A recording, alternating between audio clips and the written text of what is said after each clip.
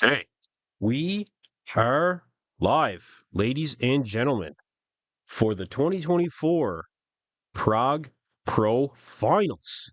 How's everybody doing? Welcome to EP09 Bodybuilding. Appreciate everybody being here. If this is your first time here, make sure to like and subscribe. And we had a very, very interesting prejudging. A lot of people, expected a lot of Chris Bumstead going into this show, and I think he actually exceeded expectations, which, I mean, is surprising, but is not surprising at the same time. Now, we're going to talk about this. I want you guys to get into the chat. Let me know if you want to see something from prejudging here. I do have some prejudging footage. Actually, I'm just going to bring some of that up right now. Currently on stage is men's physique, and then we will have the Classic Physique 212, and then we will have the finals for the men's open bodybuilding. Devan here says, Chris is not winning. He just doesn't have enough muscle, but I love the optimism. There's a lot of optimism out there right now. A lot. Like I said, I don't know if this is deserved or not. From the comparison that we saw, which let's look at it here. Let's look at the comparison. Let me find it here.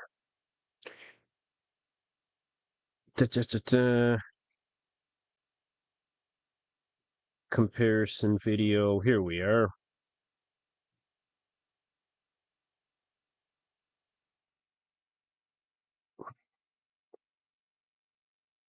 All right.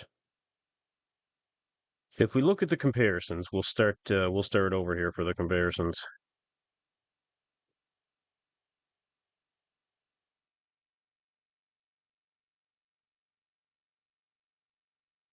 Here we go. And I do have individuals of Martin and Chris as well. Not to take anything away from Sean Clarita, because I think he looked way better here than he did at the Olympia. Way better. I think most people agree with that. Okay, so Chris Bumstead was kept in the center the entirety of the prejudging. The entirety. Front double bicep. See, this is where it really gets interesting, because the fact of the matter is, Chris hit, one shot, and it told us a lot when it came to the size differential between these guys. We were not necessarily expecting Chris to look this big, frankly. And he does. He looks big here. In comparison to someone like Martin, who is known to carry, a lot of muscle. Sean Clarita also holding his own, especially like Sean has some great quad detail here. And like I said, definitely better than what he was at the Olympia. A lot fuller, I find. But Chris just has the aesthetics, and he's carrying enough mass to really do some damage here. I need to switch over my audio so that I can hear the show. Like I said, you guys, currently on stage is men's physique. Then we will have the Classic Physique, the 212, and then the finals for the men's open. And I will be bringing you guys a few screenshots as we go. So let me just switch over my audio.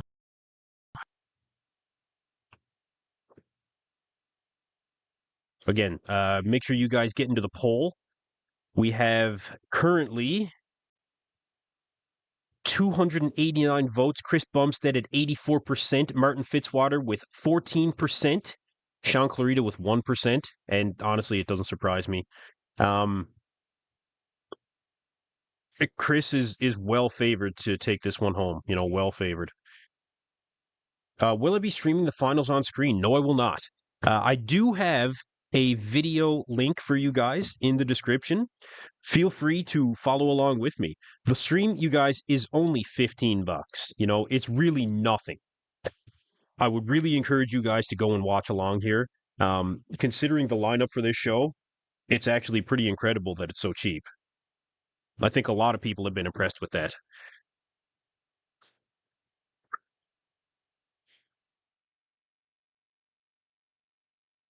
All right, let's see here.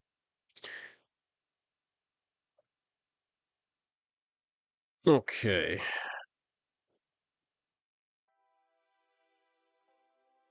What time is going to be the Open Bodybuilders Finals? It's going to be coming up pretty soon. It's going to be coming up pretty soon. Like I said, they just did the finals for men's physique. They are going through this quick, you guys, very quick. I'm just going to let this video run through.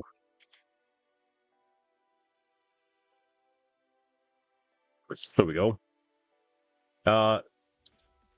Again, you guys can check out the description of this video, and you'll be linked to the EVLS Prague Pro live stream. And like I said, you guys, $15, I mean, is nothing. I've seen shows like the Vancouver Pro, I remember one year was like, man, I don't even know how long that was. I mean, yeah, I'm not sure. Or, no, sorry, I believe it was, phew, let me think, $75, I think, for the Vancouver Pro. It was too much anyway. Too much. When do I think, like 20 minutes? I think that's probably fair to say. Yeah. It might be a little bit longer than that, you guys, but yeah, we'll see. We'll see. Just pretty much $28.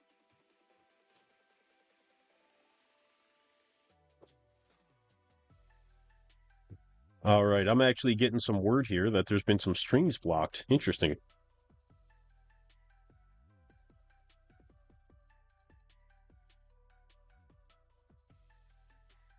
Okay, let's check out some footage here of Chris during his individual routine. We're just seeing the results for men's physique. So, like I said, you guys, they're going through them quick here. Just running through the physique here of Chris Bumstead. Very, very surprising. Very surprising. Davey Mize. What's going on, man? What's going on? Owner of Bayou Muscles, who actually sent me some supplements to try. Still going through them, so I'll have the full breakdown for you as soon as I finish them up. But I appreciate appreciate you sending them, man. You guys can go to Bayou Muscles on Instagram and check out the supplements.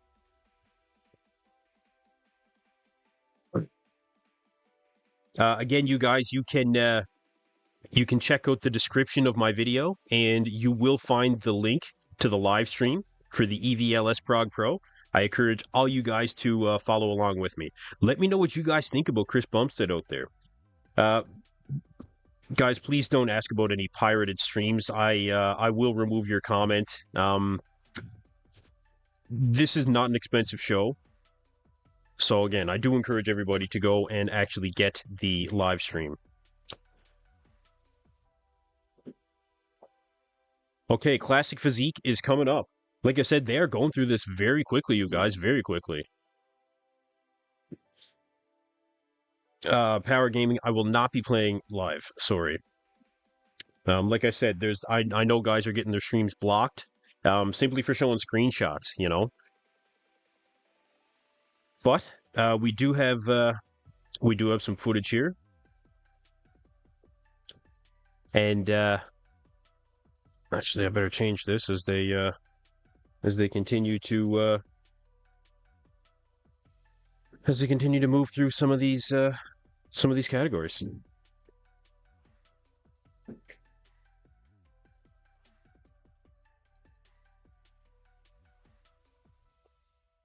How's the stream? Yeah, the stream is good. The stream is really good. They're doing some camera angles that, of course, nobody enjoys, but you know, the stream is very good. So we've got individual routines happening for Classic right now.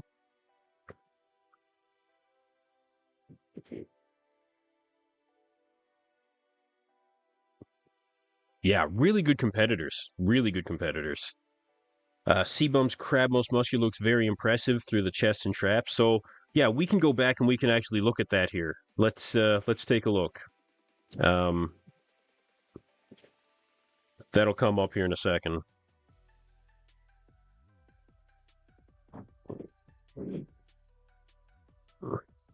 So Classic Physique is on right now, you guys.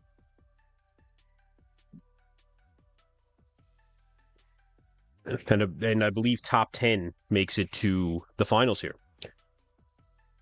So Crab most muscular as compared to Martin. Like I said, he's not undersized, which that was one of the big questions going into this, was going to be if he was going to be undersized or not. And although he is giving up some size to Martin, especially from the back, but looking at this in particular, when it comes to the crab, Chris is good. The proportions are good. The conditioning is the best on stage. Well, Sean Clarita is also very well conditioned, don't get me wrong, but yeah, Chris is easily holding his own. When will the open finals start? They're just going through Classic Physique right now, so they're doing the individual routines for Classic, and then they'll have 212, and then we will be into the men's open. So they are going through them pretty quick. Yeah, they are going through them pretty quick.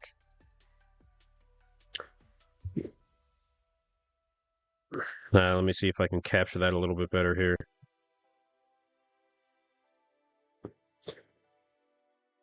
So again, Chris is really, really hitting his strides with these open bodybuilding poses. This is not a pose that we see from Chris Bumstead. We haven't seen it in the last 6 years, to my knowledge. And it's not giving up a lot of size. I mean, obviously with more size, I think he would be, more competitive here, but I have seen footage now from Fouad Abiad. I watched Even Bodybuilding. I watched a number of channels, and the vast majority of the bodybuilding world has Chris Bumstead winning this show. Appreciate you guys getting into the chat as well. He's got that Franco Colombo-esque split between his pecs, getting shades of Dexter through the traps. Okay, I like that. Yeah, I like that. Open finals in like 25 or 30 minutes. It might be a little bit more than that, but yeah, we're not far off from that, I would say. Chris wins this show, I believe. Cheers from Norway. Hey, appreciate you being here. Thank you very much. Clarita must win. Clarita's not winning. I don't think so. I don't think that Sean is going to win this show. Although he does look fantastic. Don't get me wrong. I think he does look fantastic. You can film the live with another external source like I did for Mr. O 2023. Don't worry, Kent, you won't get blocked thanks to my superior force of will. I appreciate it, Ben. I appreciate it. Superior force of will strikes again.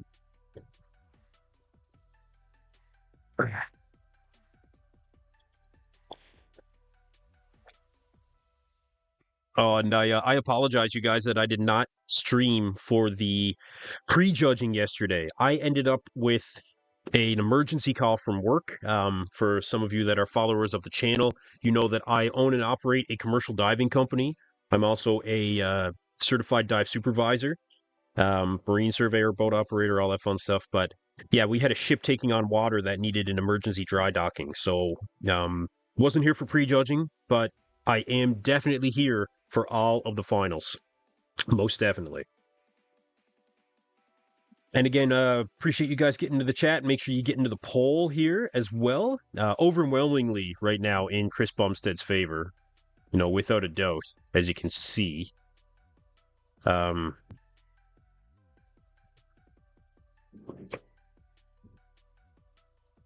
Just passing 900 votes, 85% in favor of Chris Bumstead taking home the win here at his his pro debut. Absolutely not. His open pro debut. And I actually watched Chris's video earlier on his YouTube channel that he put up, where he was talking about his want to do an open show after several Olympias that he did, actually. But nothing, he said, really lined up for him in terms of timing in the U.S.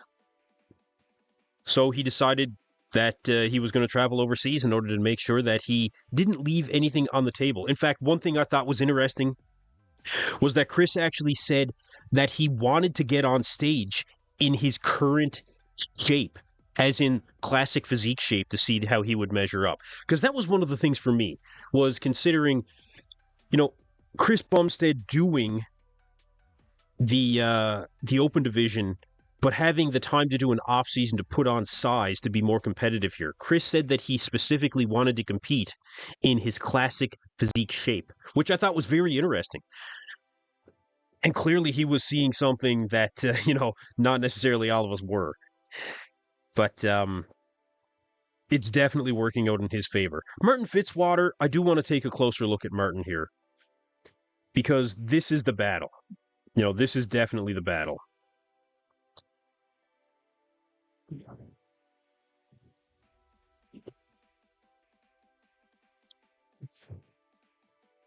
So Martin's individual routine, you guys can check out V Kalberg on Instagram, and you'll see all of this footage as well.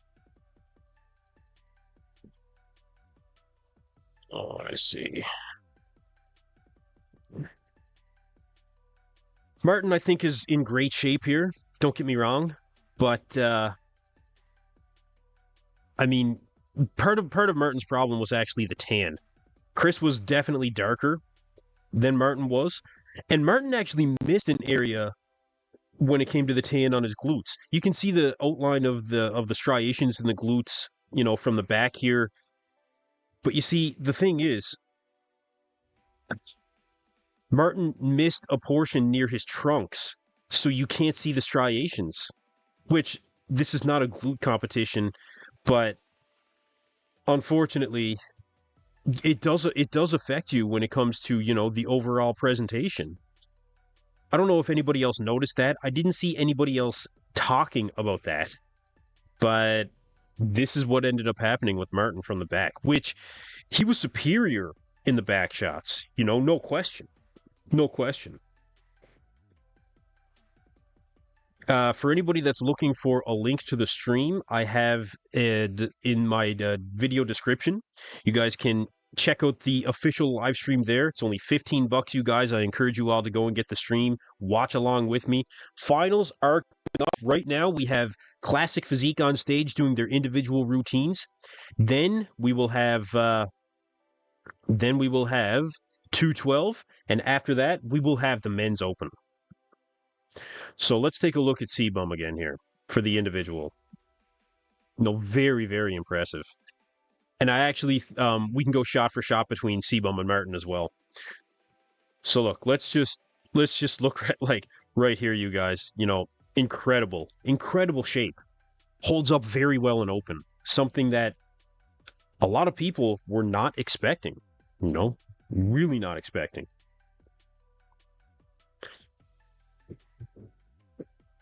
Chris Bumstead, ladies and gentlemen, holding his own in the open. It really makes you think, what would it have been like if Chris decided to do this, even last year or the year before, when he started working with Hani? It really would have been something to see. It really would have been something to see. But he is here now. More questions coming from this presentation from Chris Bumstead. Will he continue to compete past the EVLS Prague Pro if he wins the open division here? Chris is really, he leaves things open-ended when it comes to, any statements that he makes on retirement or, what his future plans are. So could we see it? Yes, we could. And I really think that based on what we have been hearing from Chris lately, leaving everything open-ended, but eventually following through on, what we would all really want to see, maybe he's going to compete in the Open. He did compete in the Open, Now it's going to be, if he wins, maybe he'll do the Men's Open. I think he will end up doing the Men's Open. So again, get into the chat, you guys. Appreciate all you guys being here. I think I missed a few. I definitely missed a few. Is it missed or did the trunks wipe it off? Here, I'll go back to Martin here and show you guys again exactly what happened with the tan. And I think you can see pretty clearly that I don't know if it's wiped off because it's very clean lines. Not that it's again, I don't want to focus on this for too long, but you can see that it's pretty clean. Either way, it's missing. It's definitely missing, And that's unfortunate. That's really unfortunate. Hey, what's up, Dave? Dave Monfra. Going to be seeing the future with Chris winning this show. Great for the sport overall. Yeah, definitely. I agree with that. I agree with that. Nah, he wouldn't go up there knowing his hands fucked. No, I don't think he would either. I don't think he knew that this was the case, but it's definitely a factor. However, the back double from Martin is something else that I think, that was the other thing when it came to Martin's overall presentation. Martin is not a seasoned veteran when it comes to posing. Chris certainly is, and he's concentrated on presentation because Classic Physique is so heavily weighed on that. Not that it's not an open, but it certainly is in Classic. So I think that Martin is back a little bit too much, in the lower back area here. And that's just something that comes with experience. That's something that comes with experience. Very interesting that they bring all the open competitors back on stage. Yeah, they'll take the. I don't know if they'll have everyone here since it's a 2-day show, or if they'll just have the top 10. I'm not sure. No, I'm not sure.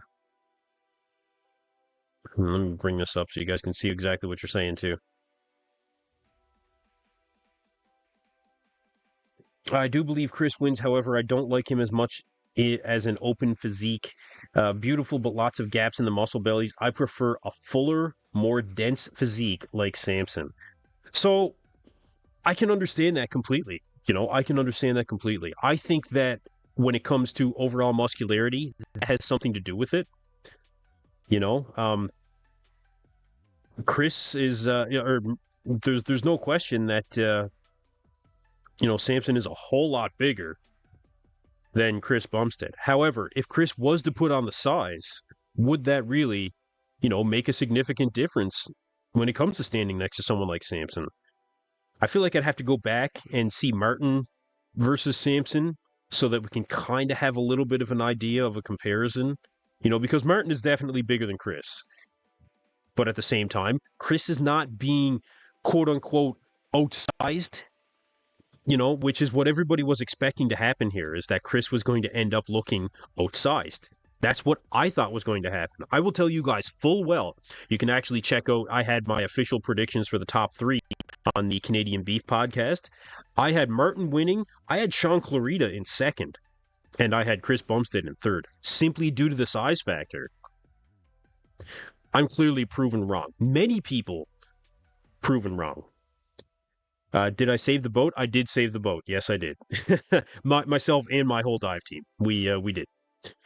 Sean is much better today. He loses his legs when he's too conditioned. He flattens out. Well, we'll see how he is. This is from prejudging, you guys, just to clarify. They're still going through Classic Physique right now.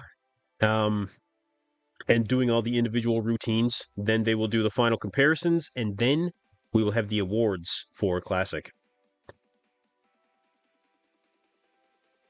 Not many names in the Classic Physique division that I'm aware of. I honestly wasn't paying that much attention. Everybody was so caught up in the open division for this show, and I don't think there was any big names in Classic that were in this show.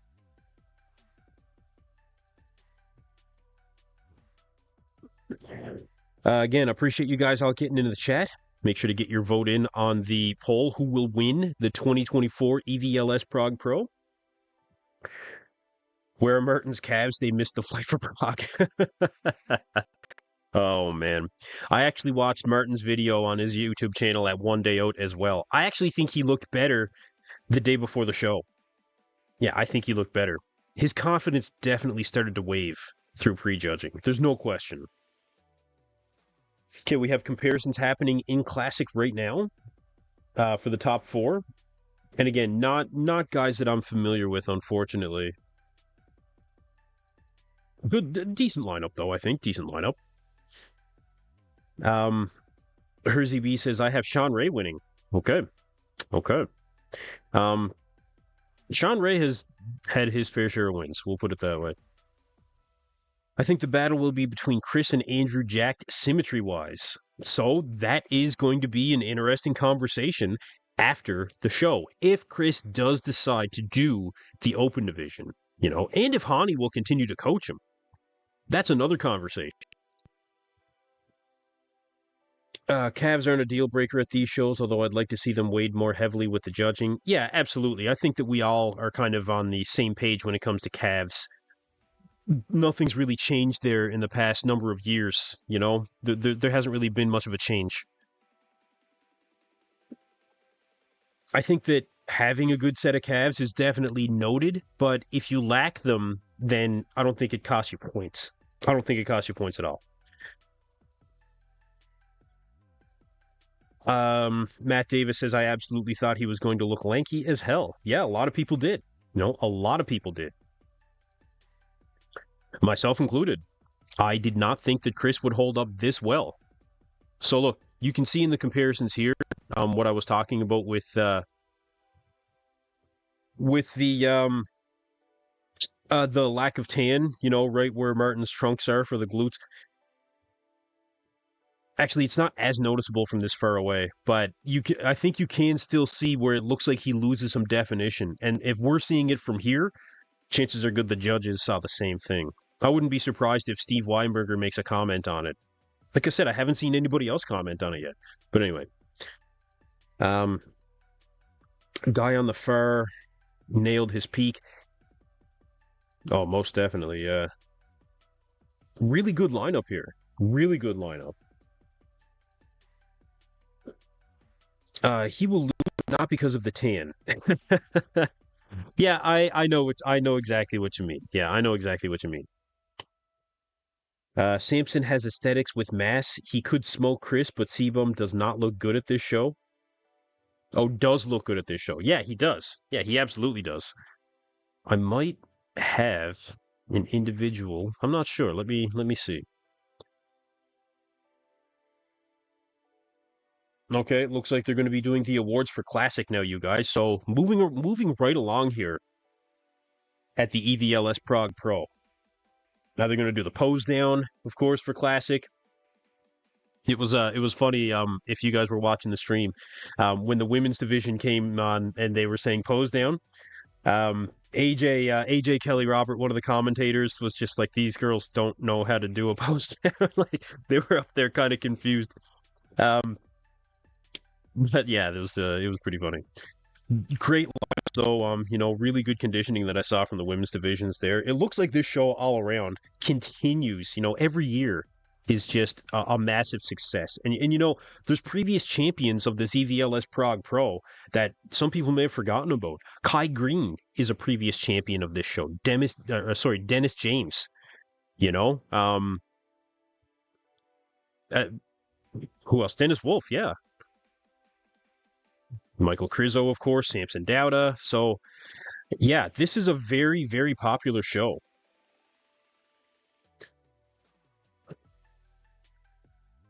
Just going to check out some comments. Again, appreciate you guys getting into the comments here. Would love to see a full-blown off-season from Sebum and see what he would look like without a weight cap. So, again, Chris specifically said in his latest YouTube video that he was interested in competing here without having that preparation of an entire year. He wanted to see how his current physique would stack up to these guys in the open. And like I said, the big question was, will Chris look undersized in an open lineup? And the answer is absolutely not. We can definitely make the comparison when it comes to being outside, when it comes to Chris standing next to a guy like Martin Fitzwater, without question. Now, give him an entire year. What will that look like? You know, that's one of the questions I think that we all have. Somebody asking about Andrea Presti. So, Andrea Presti missed his peak. He ended up in the third call out, the outside of the third call out. So that was unfortunate. Yeah, that was unfortunate.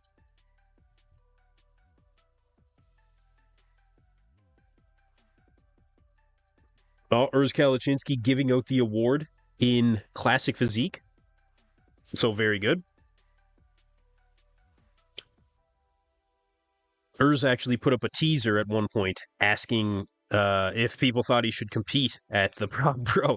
But at that point, registration was closed, so he was not able to do so. Even still, you had individuals commenting, saying that he would be doing the show. But the rules are the rules. Once the show is closed for registration, that is it, as per the IFBB Pro League. A few more comments here. The surprise guest of the top 4 is really good. Who is he? I can't remember his name, actually. I'm going to have to look that up. You guys let me know in the chat, because I can't remember.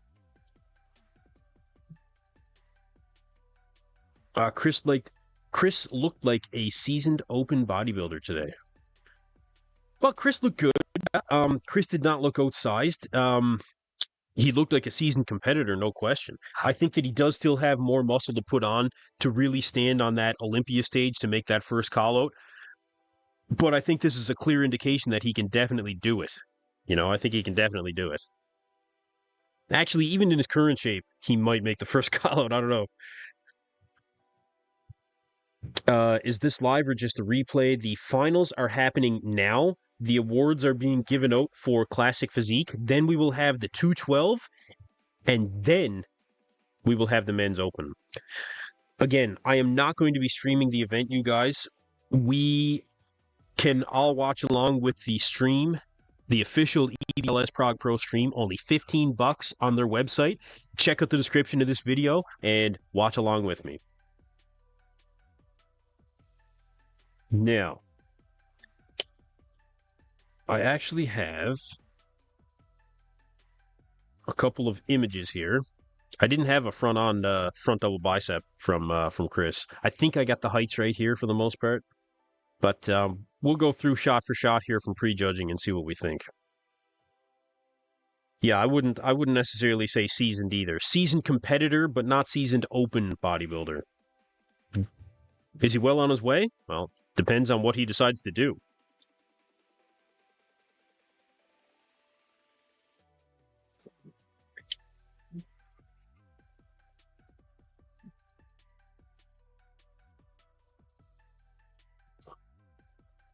Sean wins the back double overall, the only pose that he wins. Really? You think that Sean wins the back double over Martin? That's interesting. Yeah, that's interesting. I'll have to look at that again here in a minute. Martin overcarbed for this show. He looked way better leading into the show. He needs to be careful with his midsection. Yeah.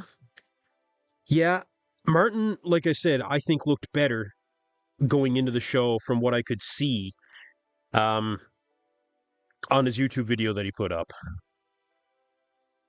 Now let's move into the next pose here. Front lat spread for Chris.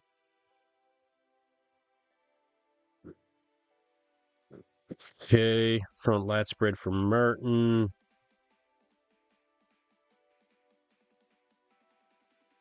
Here we are. I feel like Martin's showing a bit of his, a little bit of a weakness here with the front lat spread. This image I don't think was taken at a very good time.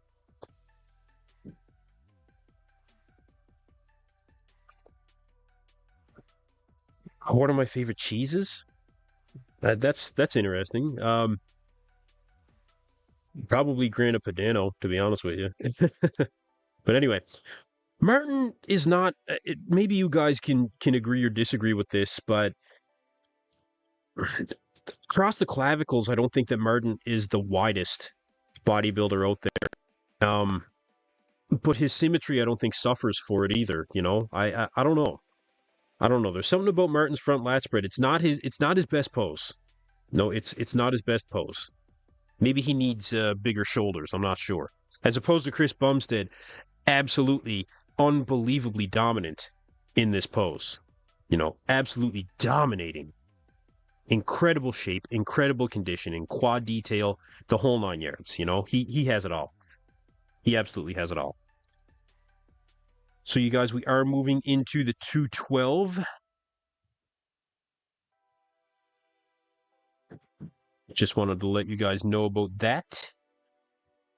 212 division coming on stage, and then we will have the men's open finals. Chris Bumstead coming in and dominating you guys. We're probably only maybe 20 to 30 minutes away.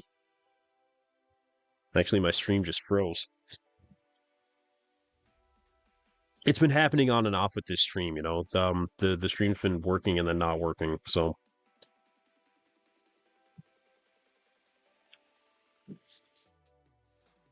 hopefully it doesn't happen during the open. During the open.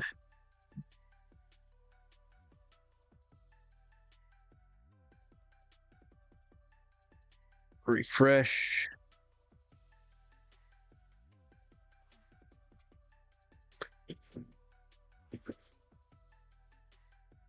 Yeah, if I was to stream the show, I would end up with a copyright strike. So yeah, when it comes to the front lat spread, Chris takes it. There's no question.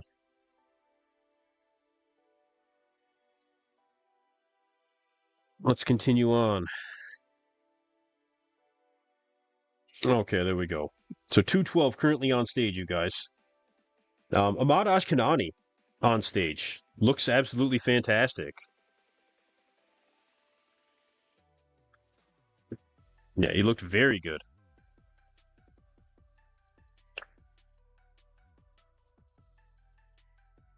Side chest for Martin. There we go.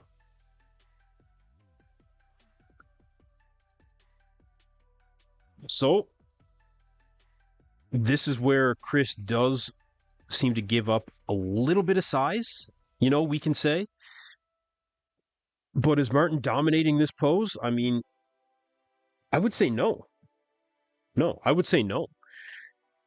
Look at the quad detail and the hamstring to quad, you know, separation from Chris here, as opposed to Martin. Martin just maybe a little bit spilled over, or maybe a little film of water.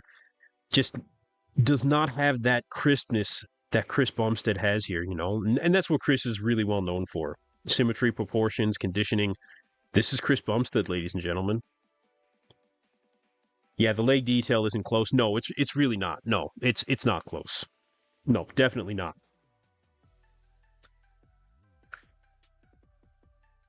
Ahmad has been going for so long, it's crazy he keeps improving. Yeah, I'm actually very impressed with Ahmad Ashkenani. Yeah, very impressed.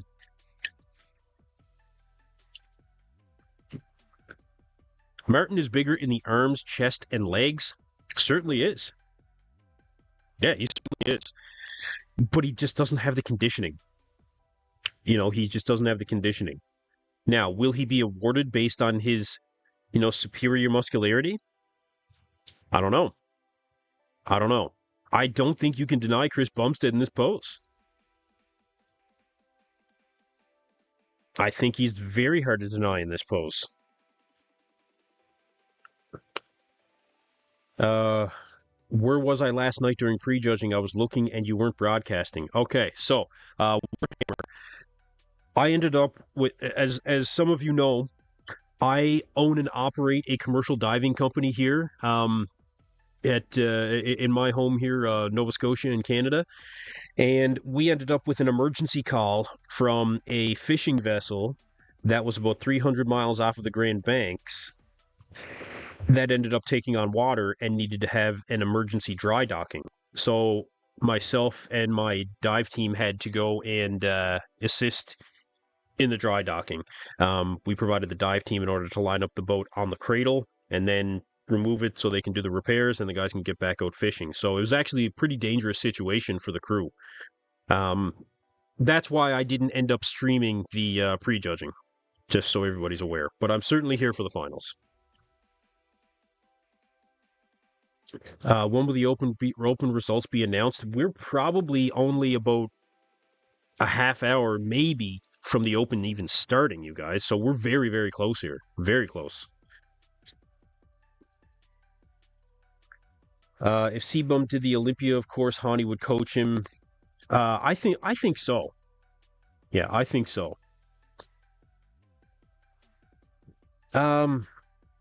So again, you guys, I think Chris takes this pose. You know, I think he takes this pose.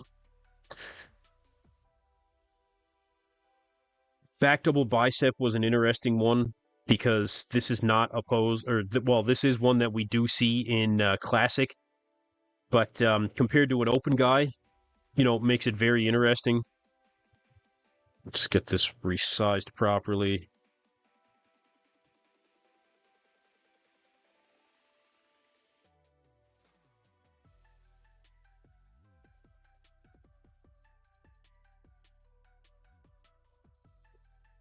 Chris is definitely taller than Martin. There's no question there. Imagine an emergency call coming during the finals. I'm not available. Don't call me. Don't call me.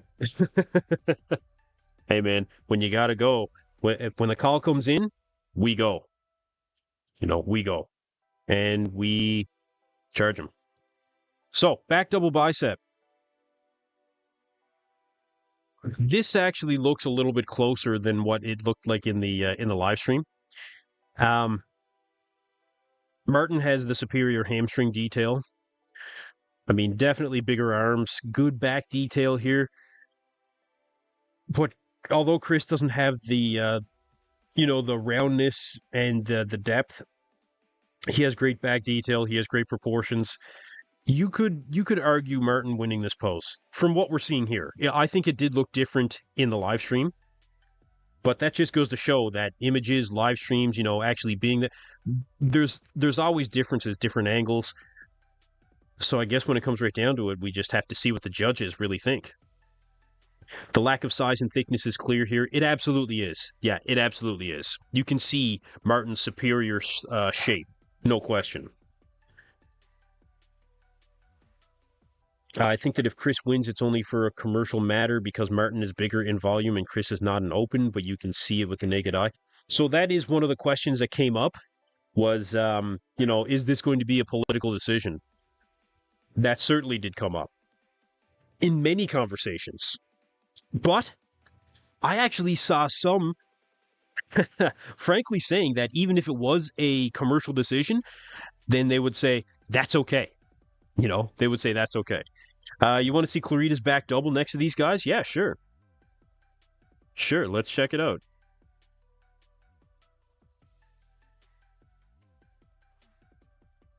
Let's see.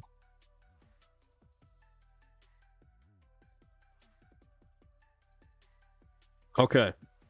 So not to disclude, but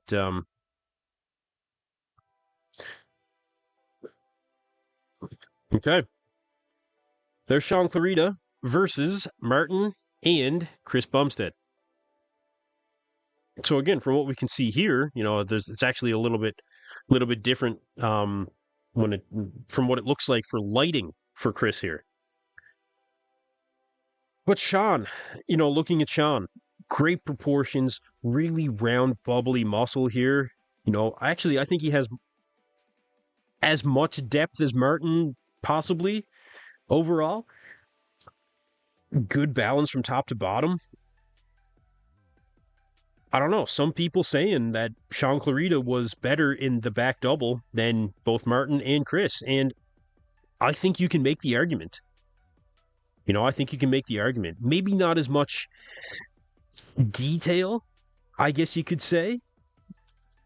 But that might not be the word either. I'm not 100% sure. I'm not 100% sure. Let's see what you guys think.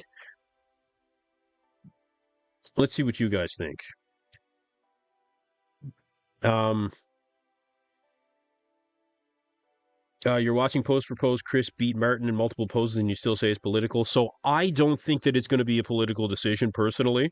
I think that Chris was definitely the winner after prejudging. I don't think that there's anything political about it. Some do, like I said, and some are okay with that, which is quite surprising. Usually when there's a political decision in bodybuilding, it is an uproar from the fans. Apparently not the case this time. Bread and Cheese Man wanted to see this in particular. Proportionally, Sean has way more muscle. He's just a smaller frame. And that's been the thing with Sean Clarita, overall. He's just short in stature. If he was 6 inches taller, Sean would be in the first call out at the Olympia. Unfortunately, that's just not the case. Sean is the perfect example of why 212 should exist. You know, it's almost like 212 should have a height cap and not a weight cap.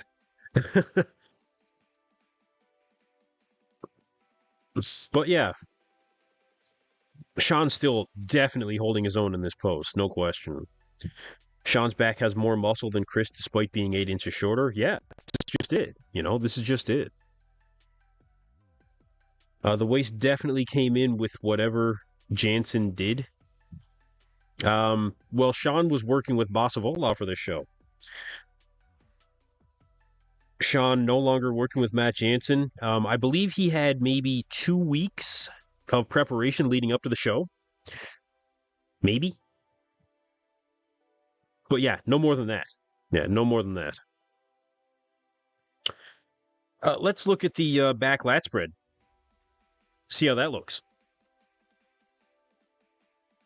Again, not a pose that we see from Chris Bumstead in Classic Physique. Looks damn good here. Looks damn good. Very wide. Very wide. But Sean, again, tons of muscle per square inch. Maybe the most. You know, maybe the most. It just looks like it's popping off of his frame, you guys. You know? It's really very impressive. But again, his stature does affect him. You know, without question. Without question. But per square inch, probably the most muscle. Sean is clearly too big for his frame. So that's interesting to say. You know, Sean being too big for his frame. Very interesting. All in all, he's kept his midsection in check. I will say that. You know, I will say that.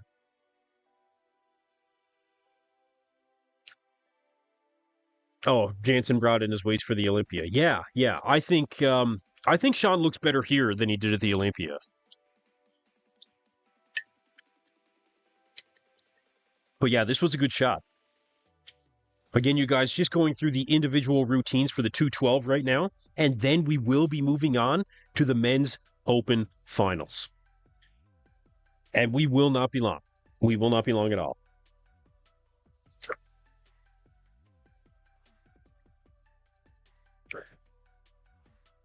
Currently on stage is AC Cell. He actually came over from. It wasn't the IFBB Elite Pro, but I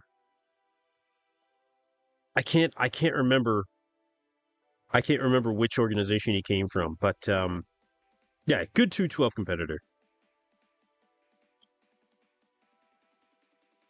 You can't be too big for bodybuilding. His waist is in, and that's the only limiting factor. You can't be too big for bodybuilding. As long as you're within proportion, and you still have good shape, symmetry, flow, you know, you keep your waist in check, you can't be too big. If everything else is in balance, maybe so. Yeah, maybe so. Boss brought Sean's physique back to life. Yeah, I think Sean definitely has a renewed physique here. Anyway, let's keep going here. Let's keep going.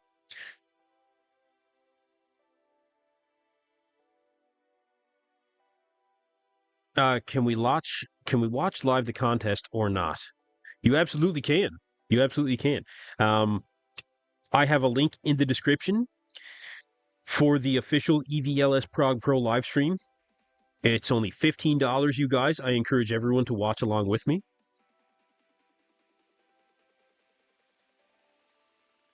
So Sean letting his midsection go, I think, a little bit here. And again, Sean doing exactly what we see, a lot of guys do that have midsection control problems or just wider midsections. William Bonac, famous for hitting an absent thigh in this manner, famous for it. And you can see Martin now. So that was one thing in prejudging. Martin did start to sweat, as they continued through the rounds. And you can see it here, Martin starting to sweat. Actually, Sean a little bit too. Chris stayed dry as a bone, the entire time. Let's go back and just look at the waist again. For the side tricep, though, great pose for Sean. Really good quad detail. You can't deny that. Very good pose for Sean. And actually, Martin's quad looks really good here, too. A lot of detail, a lot of depth in there. Was Martin too overconfident? Him and Brett normally roll on a coat of tan a couple of days before the show. I wonder if he didn't do that this time. Hold on, let me get the proper. Okay, overall pretty good. Aside from when Chris actually hits the vacuum there. So yeah, Sean doesn't have the smallest midsection. Neither does Martin when it comes right down to it. Really, not really. Especially standing next to Chris Bumstead. But was Martin too overconfident? No, I don't think he was too overconfident. No. I think Martin was rightfully confident to a point going into this show because he just finished 4th in the Open Olympia. I mean, you should be confident. You should be confident. I think that they made some errors when it came to maybe the carb-up process. Something could have happened there. Although Boss of Outlaw is in Prague, he did see Martin in person leading up to the show. But I think that it speaks to a little bit of Martin's inexperience as being a young competitor. As being a young competitor. Martin probably got rattled a little bit, when they kept Chris in the center of the call-out. And they moved Martin to one side, Sean to another. It probably affected him mentally. And you could actually see it when he was going through the poses. Like, he did not look happy. He looked like he was just, just didn't even want to be there, honestly. Didn't even want to be there. But he did get through it, and he will come back better, without question.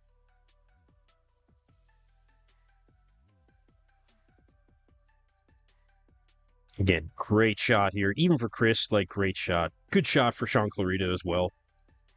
I'd like to see Martin hit a hands clasp most muscular. I think that's even better. I think that he has the arm proportion for it. Not that he's lacking in arm size, but I think it would serve him a little bit better. A few more comments here. Chris's leg is feathered with a bow in it. Look at that. Yeah, the conditioning for Chris is just insane. It's just insane. It's his calling card. No way I can lose to a classic. Yeah, the nerves for Martin, most definitely. Yeah, I really think so. And that just comes with experience. That just comes with experience. Martin was not confident going into the show where he could lose to a classic guy. He was worried. Yeah, maybe so. Maybe so. I think that this was an opportunity for Martin to continue to push his name forward. And in fact, we know that Martin will be on stage for several more shows this season. Martin announced that he will be doing the Pittsburgh Pro and that he will be doing Dubai. He didn't say anything about Detroit, not that I recall. But those are two big shows with big purses. $100,000 in Pittsburgh, $100,000 in Dubai. Big shows, So we will see Martin Fitzwater on stage again twice throughout 2025. Very interesting. I thought he maybe would have shut it down once he got his qualification. Martin worked at Raw Gym with C-Bum in the last week, so he knows how it's going.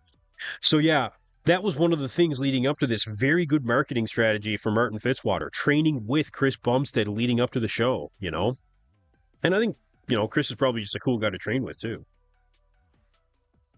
Martin thought he would win, but he was definitely worried about how he'd look next to a classic guy. Not just any classic guy, though. We're talking Chris Bumstead, Anybody would be worried about how they look standing next to Chris Bumstead. I will tell you right now, the vast majority of the open division in bodybuilding when it comes to the Olympia competitors would be worried standing next to a guy like Chris. Maybe not Samson. Probably not Samson. But anybody else. Even Hottie. Without question, Derek Lunsford would be scared to death. For sure he would. Because Chris exposes these open guys on their flaws. Because Chris is damn near flawless. And that's part of why he very well could be taking home the win in his open debut here in Prague. Few more comments. Appreciate you guys getting into the comments section here. I got some caffeine that's starting to kick in finally. Awesome. Sebum has great structure and flow. However, he has horrible arms and a shallow back. Chris's arms are better than what they used to be. That I can say full well. Does he have a shallow back? Well, in comparison to Martin and in comparison to Sean Clarita, yeah, he does. But for Classic, his back was on point. It was on point. He wasn't lacking in the back when it came to Classic. Now, he's not in Classic here. We're talking about Chris Bumstead in the open division. So, definitely lacking a little bit in that regard. They're currently giving out the awards, you guys, in 212. I'm going to listen in to make sure that I don't miss who ends up taking home the win here. I think Martin's midsection looked a little more blown out than the Olympia. He doesn't look as streamlined, nor do I think his glutes are as tight as then. No, and again, I mentioned that there was a tanning issue for Martin when it came to the midsection. So, pretty unfortunate, but, these mistakes happen. These mistakes happen. It seems like I don't like Sebum. No, I'm a big Sebum fan. I'm certainly a big Sebum fan. Fellow Canadian. No. I am trying to approach this from, in all fairness when it comes to the open division, and where Chris does need to make improvements. And of course, we're talking about Chris, being, right at the top of the open division at the Mr. Olympia. He would have to put on some more size. But I mean, as of right now, he'd make first call out, I think. I think he would.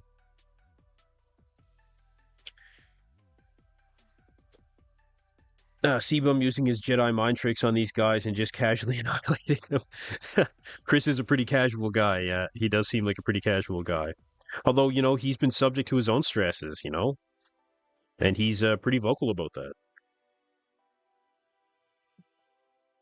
that. Just because the arms improved doesn't mean that they're better in this case against Martin. No, I would think that from the back, Martin has better arm. Even from the front, Martin does not have the greatest separation. In the front double, but actually Sean proportionally great biceps, great round biceps. Chris has more separation than Martin, but Martin's arms are bigger.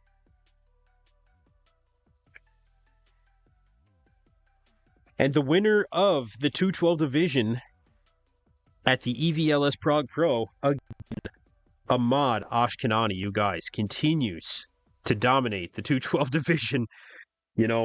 Fantastic 212 competitor. Guy seems ageless, man. Honestly, ageless.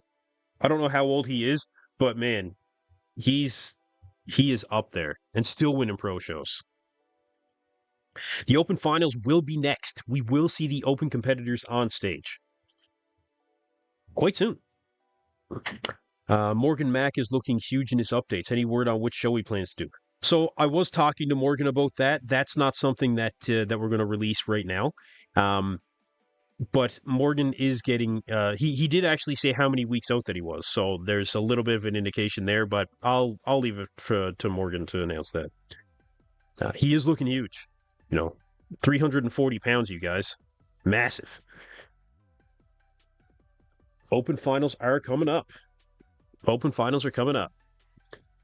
Martin doesn't have the best arm, so we can't expose Chris's one real weakness.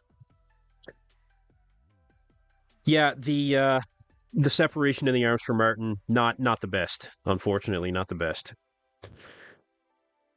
Chris looks so much better overall. This is just it. Is the complete package when it comes to Chris Bumstead is almost undeniable. Almost undeniable.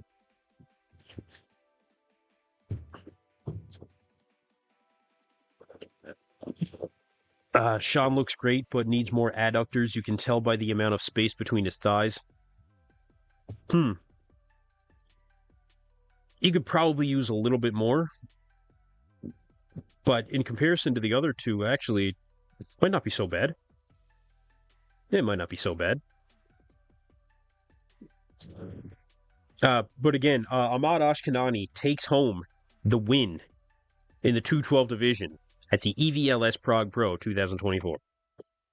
We will see him back at the Olympia, and we'll see how he does. Yeah, we'll see how he does. Good for him. Good for him.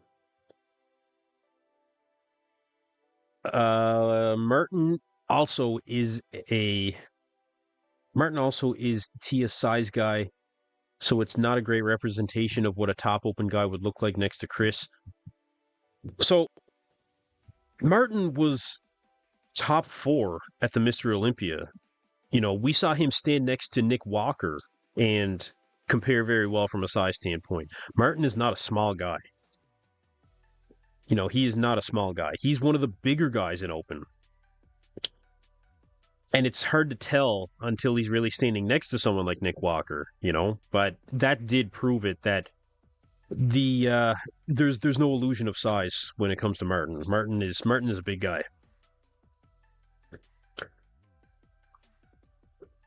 Samson blows Chris away. Yeah, I mean, he does. I think. Yeah, I think he does. Samson down next to Chris would be a whole different story. It absolutely would be. Absolutely.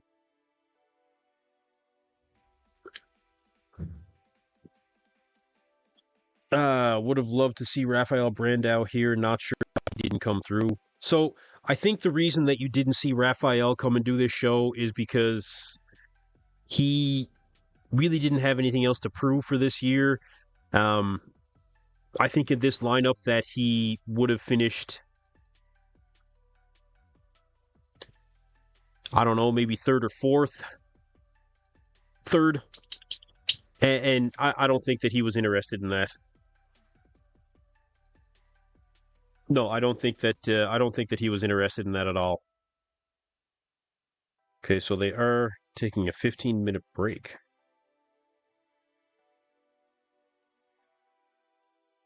Not surprising, I guess. They usually do take a break before the open comes on.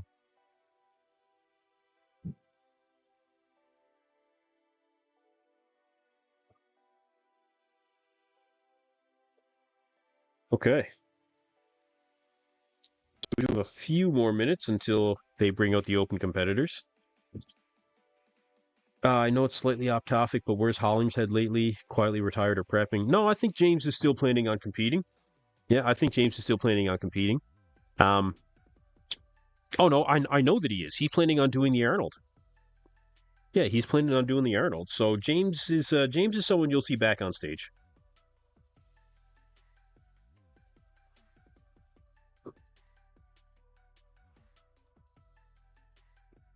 MLG Romo, I understand what you're saying.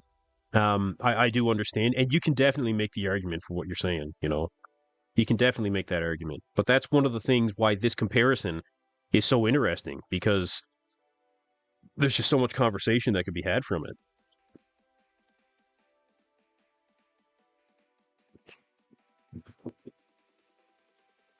Samson would still look off-season next to Chris, yet Samson would look bigger because he is, but the lack of detail on Samson will be exposed big time. That's a possibility. Yep, that's a possibility. Samson was not known as being the best conditioned guy on stage when it came to his victory at the 2024 Olympia. However, whenever I heard those comments, it was almost immediately followed up by, you know, the shape that he brought. He didn't need to be the most conditioned guy on stage. Conditioning is a real point of contention right now when it comes to judging criteria. Jake Wood, just before the Olympia, was on the Olympia TV, and he came out and said that conditioning was the quote-unquote lazy way to judge, which is something I certainly didn't agree with. I think conditioning should be one of the more substantial factors when it comes to judging criteria. You have to have the muscle, you have to have the shape, you have to have the symmetry. But man, you got to have the conditioning. I mean, look at this show. Andrea Presti, all the muscle in the world. You know, he's been to the Olympia several times. Good proportions. Definitely needs more muscle, but I mean, for him to be in the third call out, that's conditioning, man. You know, that's conditioning. Everybody already knows Rubiel has bad shape. Yeah, Rubiel doesn't have great shape. I wish Nexzilla would have done this show so that the world could have seen how overhyped that guy is. His structure next to Martin and Sebum would have been exposed. I don't know what Nexzilla is going to do. I know what his coach told me, but I think he has a lot of ground to make up with the fans, and I don't know if he'll actually deliver. You know, I really don't know. The guy skipped out on 5 shows that he said he was going to do in 2024. 5 shows. You know, and big shows. You're talking the Arnold Classic Ohio, the Arnold Classic UK, the New York Pro. I mean, you guys, he's sponsored by the EVLS Prague Pro. He is a sponsored athlete by this show. And he still didn't compete here. Even though he could... Okay. With Nexzilla, a problem that he said he had for the Arnold Classics and for the New York Pro was due to visa issues. However, he did not have a visa issue when it came to getting into Prague. He could have competed in Prague. His coach, Francisco Oze-Espin, told me that the reason that he didn't compete is because that Francisco could not prep him in person due to a visa issue that he had, which would not allow him to go into Spain, which is where Francisco is located. So how interesting is that? He actually could have competed here because he is in Prague. I see a couple of people saying that he's actually here. Yeah, he is. But not competing because he couldn't prep in person with his coach. Very interesting. Very interesting. And like I said, that is directly from his coach himself. That's what he told me. So Nexzilla did not capitalize on the hype that he did have, and even if he is not as structurally superior to some of these other competitors, I think that the amount of muscle that he did carry and the fact that he could have improved on conditioning really could have continued to push him forward to at least the Olympia stage, and his stock would have continued to go up despite his flaws. But at this point, I mean, the guy screwed up. He screwed up big time. Now it's just going to look even more, even more of a detriment when it comes to his flaws on stage. Because everybody's going to be looking at him real hard and already have, a sour taste in their mouth. A few more comments here. Again, appreciate you guys all getting into the comments. Nexzilla is not a true professional. No, I don't think he is. No. He did nothing wrong. These shows ask him to appear or say, so just to have the initial hype of him saying he'll be there brings eyes to the show. Well, I understand what you mean there, but 5 shows in 2024 alone? I mean, to miss out on 5 shows, too much. Too much. That's a bold statement. Rubiel with condition and vacuum blows everyone outside the top 5 away. That's bold. That's bold. From a muscularity standpoint, perhaps. Yeah, perhaps. But I don't know about blowing everybody away when it comes to that top 4, or top 5 rather. We have to see it. The guy has to get on stage for us to see it. He's guest posing at this show. Yeah, so Francisco did tell me that he may guest pose, but we haven't seen it yet. And I don't think it's appropriate for him to guest pose, to be honest with you. I don't really want to see him guest pose. If he does, I'll do a story on it, but yeah, I don't think that's the right move. What time is finals? So we have about 5 minutes left of a break before they bring out the men's open.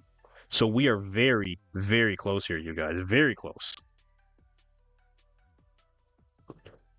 Only minutes away until we see the finals for the EVLS Prague Pro in the open division. C-Bum potentially taking home the win here. Definitely the heavy favorite, you know, in the eyes of the fans. Just over 1,800 votes here. 84% say Chris Bumstead will be taking home the win in his open debut. Unbelievable, man. Unbelievable. I gotta say, C-Bum looks much more aesthetic compared to open bodybuilders. Yeah, definitely. Yeah, I agree with that. He does. The big thing here is that he doesn't look like he's being outsized next to some open bodybuilders.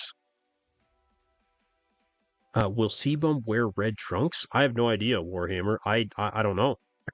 I have no idea. You want to see him wear red trunks? I don't know. Jay Caraway, thanks for the stream. You're doing a great job. Will you also stream the footage from the finals? I will not stream the footage. No. If you guys want to follow along at home, you can check out the link in the description. The stream is $15, and I appreciate everybody watching along with me. Make sure to like and subscribe to the channel. Oh, Lucas Rutowski. What's going on? Actually, on the ground in Prague. Lucas, give us a rundown on what you are seeing on the ground. Let us know here. That's great that you're in. I should have messaged you earlier, actually. But again, guys, we are only minutes away from the Men's Open taking the stage. Make sure to stay here. Make sure to like and subscribe to the channel. Let's see exactly how these guys look when it comes to the finals. Let's see what improvements these guys have actually made. Martin, in particular, needs to come in sharper. We'll see if that actually happens. We'll see if that actually happens. Chris, I don't think needs to do much. Show up the same. Send me footage, man. Absolutely send me some footage. Yeah. Yep, send it to me on Instagram right now. I appreciate it, man. If you're looking for the link for the live stream, you can check out the description of this video, and you'll find it there.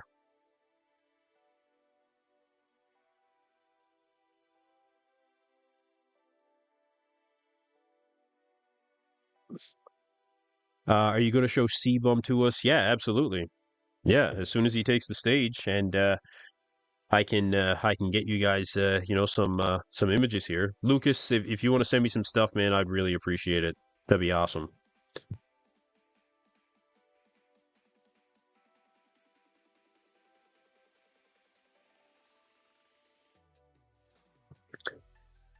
Martin is destroying the competition with his back shots. Right, the back shots for Martin, you know, very, very impressive.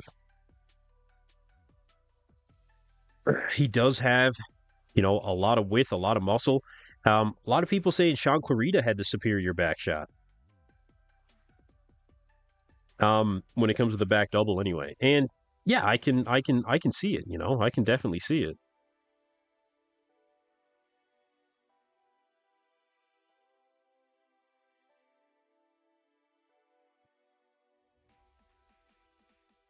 Just waiting for Lucas to send me a few shots here. There we go. Thank you very much, Lucas. And what did you send me?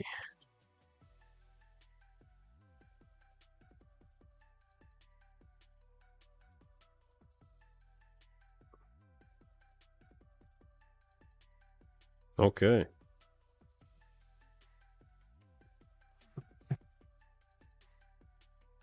Okay. Some video from prejudging on the ground. Very good. Let me just keep this running through.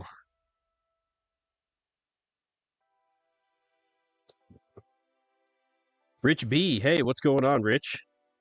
Longtime follower of the channel, Rich B, ladies and gentlemen.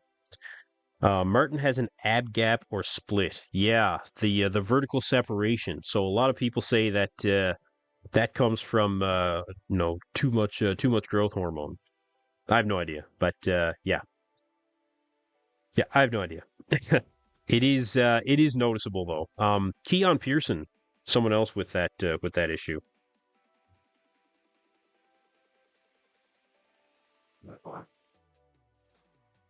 Keon does a fantastic job, of course, of hiding that flaw.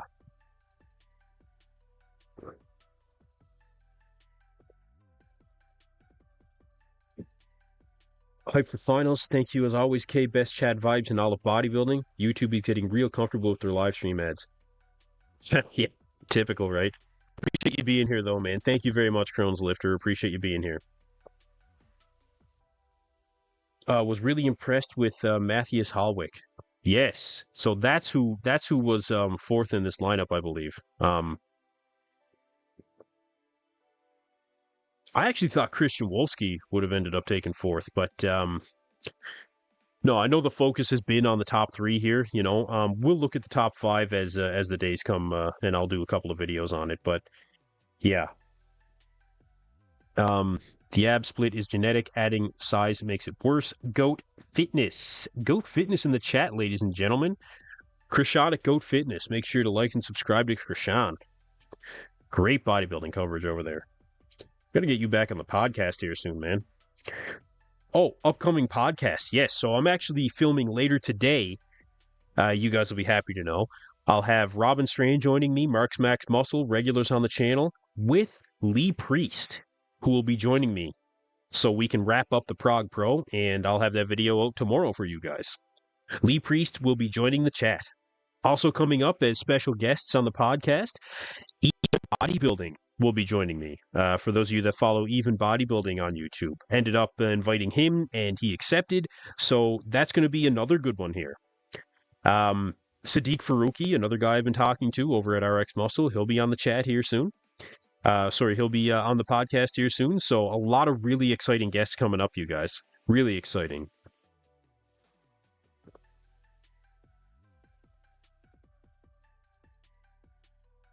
Thank you, Lucas. Thank you very much for sending me that footage.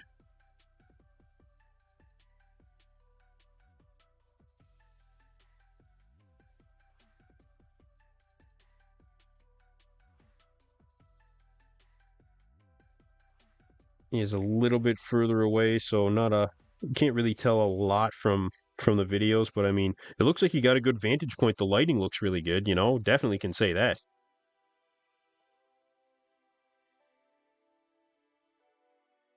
Yeah, look at this back double, man.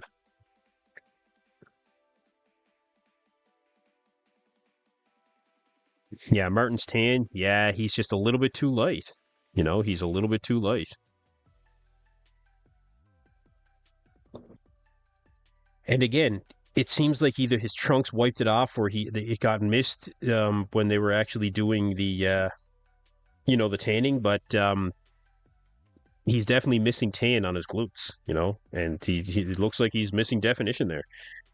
Go Fitness, you're doing great work here. Hey, man, thank you for being here, brother. You're here every stream I do. I always get a comment or two off you, and I appreciate it. No, I really appreciate it. Again, appreciate all you guys being here in the chat. Just waiting for the break to finish up here. We should only be minutes away from the men's open actually taking the stage. And as soon as they do, I will let you guys know, and we will find out if Chris Bumstead can pull off a win in his open debut. The stream wasn't showing everything? Yeah, of course not. Chris was the best by far. He was standing out. Yeah. No, Chris is really pulling it off, man. He's really pulling it off here. He has to keep competing. I mean, I can't imagine him retiring after this.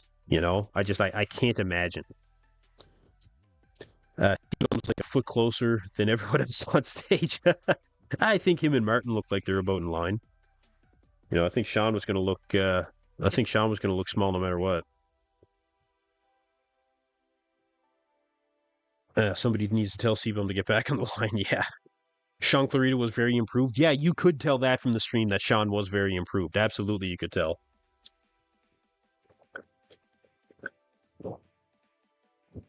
When will the final start? Very shortly. Yep, very shortly. Minutes away. Yeah, Steve was falling off the stage. Yeah, Steve Weinberger's. Sometimes he's a stickler for that. But again, we should only be minutes away from the finals actually starting here, you guys. If Chris wins this, he has to do the Open Olympia next year. Absolutely. Absolutely he does. I cannot... There's... Man. Okay. There is no possible way that Chris Bumstead will retire, after winning his Open debut. There's just no way. Lucas says 10 minutes from now. Thank you very much, man. Actually, I'm gonna upload one of your clips so that people can see exactly what it looks like there on the ground.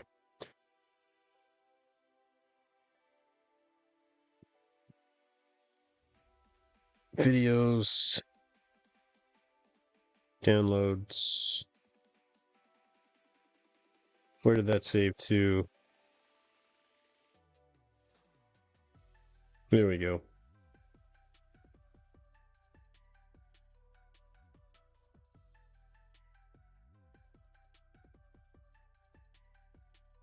Can I show the stream? No, I cannot. I will not be showing the stream here. You guys can check out the link in the description of this video, and you will see the stream there. It's only $15, and I encourage all you guys to go and buy it. When is Regan going to compete? Regan's got a couple of shows that he's planning on doing this year, but he hasn't announced exactly what shows they are going to be. Regan also working with Boss of Outlaw.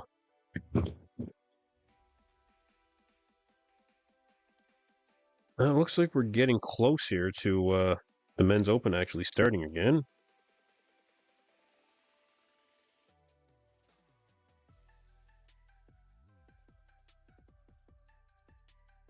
Let's see.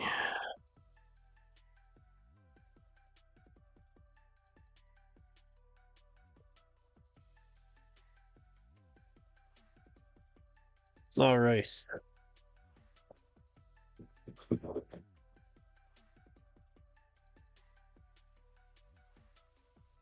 Yeah, we're getting very close.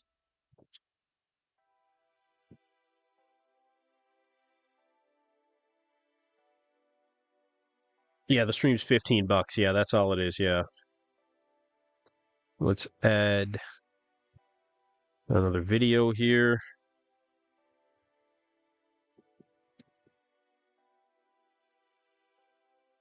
Romania Pro was $70. Yeah, the Vancouver Pro was a ridiculous price too. I refuse to pay it. So, this is footage on the ground, you guys, from Lucas Rutkowski. Appreciate it very much, Lucas. So, guys, they have finished up the break, and we will see the men's open taking the stage here. Oh, we need to turn that off. We will see the men's open taking the stage here very shortly.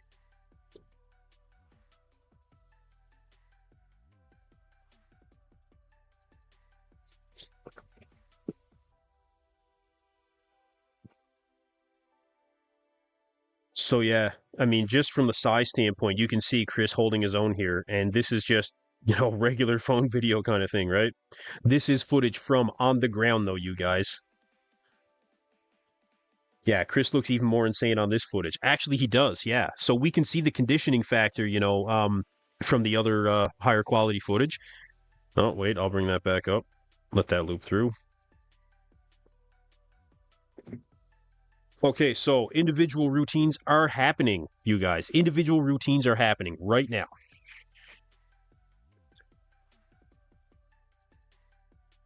I will not be showing the stream. Again, check out the description for the link to the official live stream.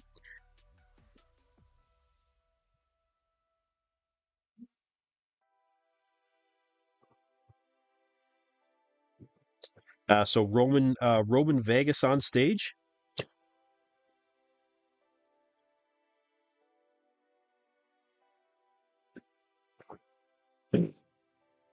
Yeah, really, really insane.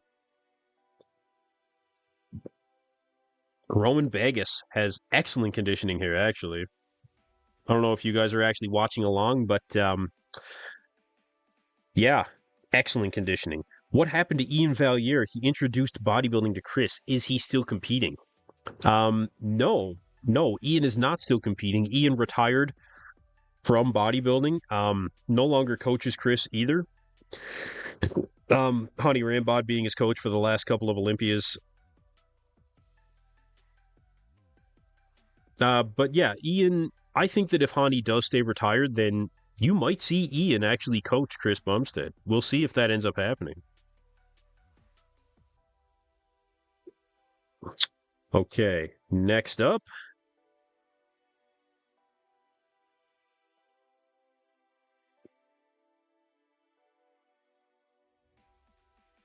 A lot of really good condition guys in this show.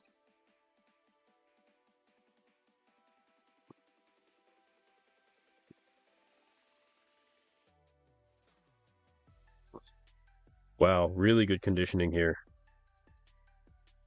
Yeah, Pavel Baran, yeah, really good.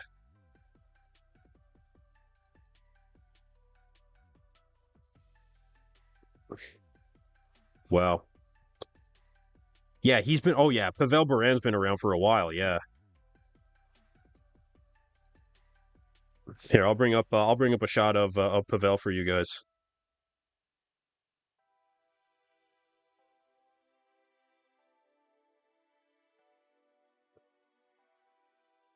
Show you guys the first glimpse.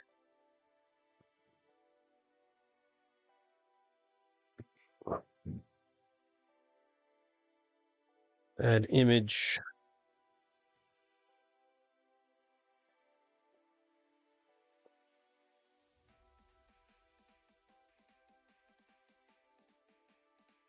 Okay.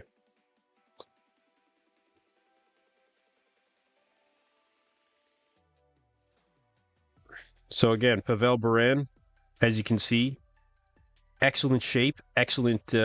Yeah, 212 is no longer on stage. We're back. We're back for the men's open. Let me fix that.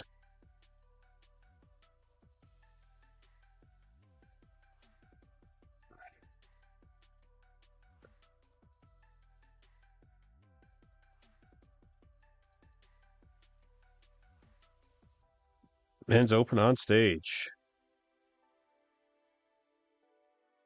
Is Horse MD being overlooked? I don't know if Horse MD is being overlooked here. I don't think so. No, I think that Horse is being overshadowed, by Chris Bumstead, basically, to be honest with you. Um, but I think that he just still has a little bit of more of a ways to go.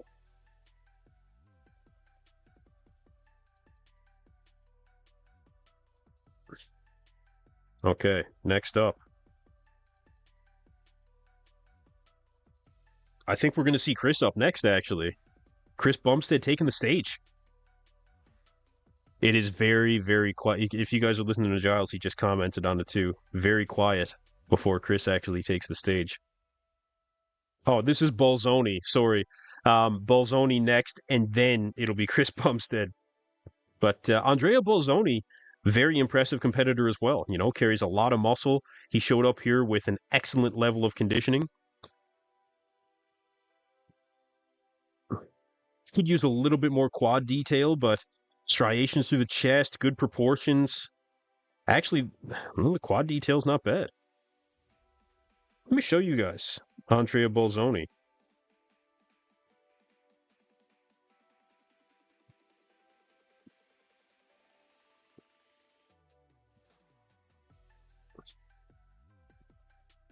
Check this out.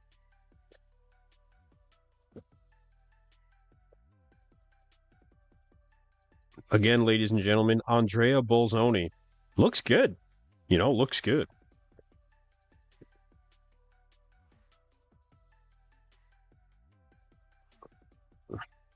Looks really good.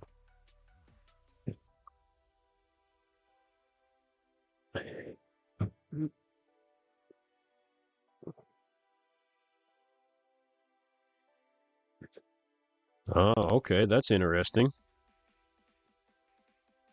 AJ Kelly Roberts saying that it may be the top 15 actually doing their posing routines here as opposed to the typical top 10. All right, next up, you guys, Chris Bumstead taking the stage just moments away. Let's see what Chris Bumstead can bring to it.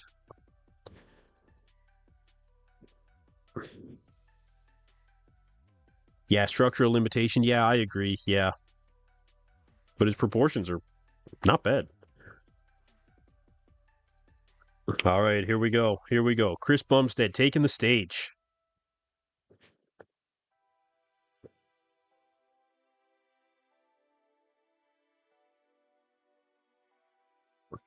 Oh man. The place is going nuts.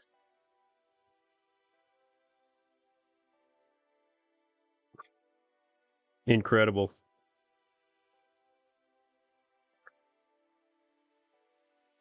Incredible.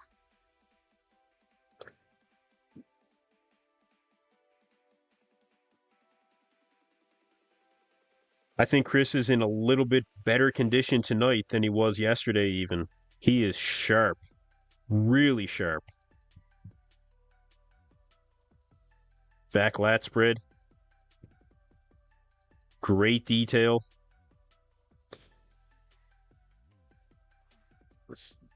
Man. He might actually look a little bit bigger.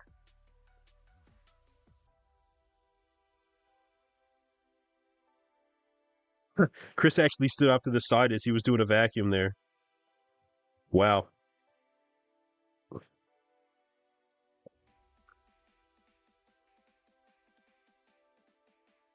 Incredible. Incredible. Side chest. Wow. This is going to be very difficult to defeat. This is going to be very difficult to defeat. And he knows it. Wow. Ah, he did the quad stomp. He actually did it. He actually did the quad stomp.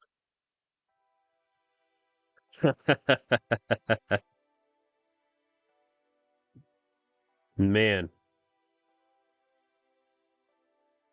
absolutely unbelievable. I'll have some shots for you guys here in a second.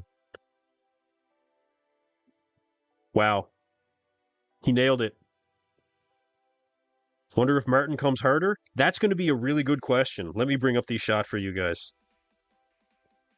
All right, let's see it.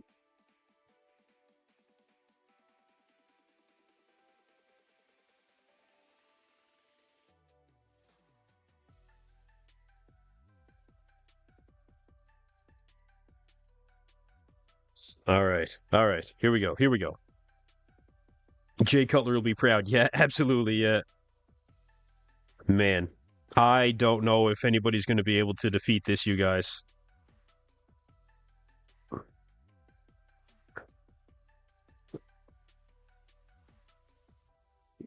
All right, shots coming up.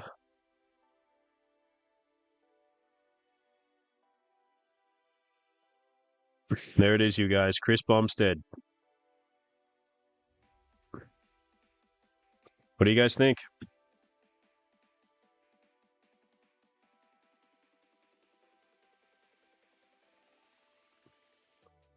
Really, really good conditioning here. Again, I think he looks full as a house, not lacking in any amount of detail. Fantastic. Fantastic. Let's bring up another shot.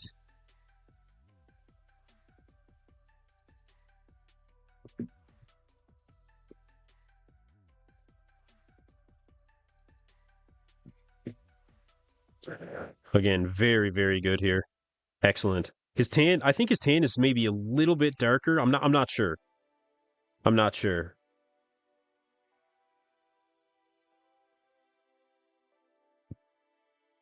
Let's see.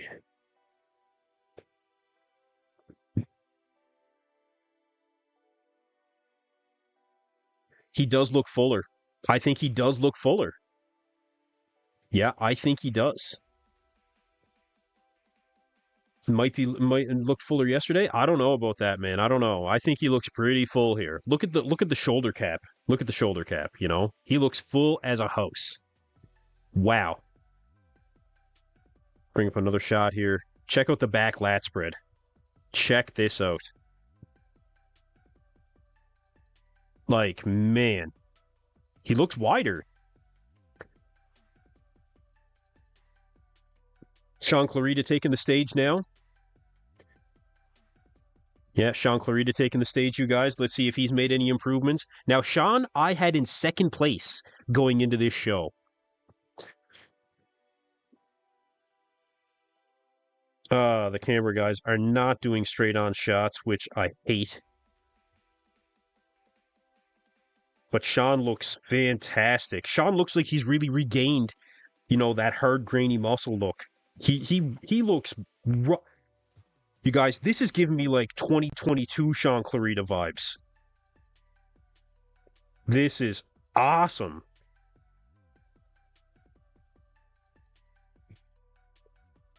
Sean Clarita has improved massively, and I mean massively, for the finals. Wow. Wow. He's that hard, grainy muscle look is back. He looks like he's curved out of fucking stone, man. Wow. I have to say, I am very, very impressed by Sean Clarita here. Very impressed. I know that we're I know, like, very impressed by Sebum, of course, but I mean, you guys, like, here, I'll bring up another shot of Sebum. I will bring up some more shots of Sean here. Way better today. I mean, like, it's not just a little bit better. Martin better be improved. Martin better hope to God he's improved. That's all I can say. That is all I can say.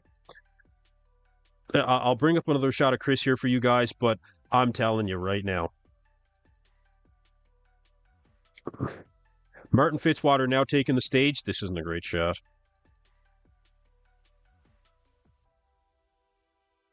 All right. Has Martin improved? That is the question.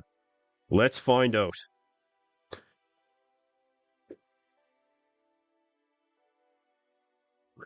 Is Martin better?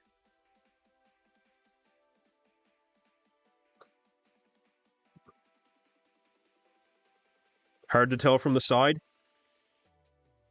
Hard to tell from the... The tan is better. The tan is definitely better.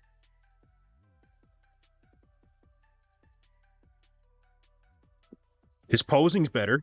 Better back pose.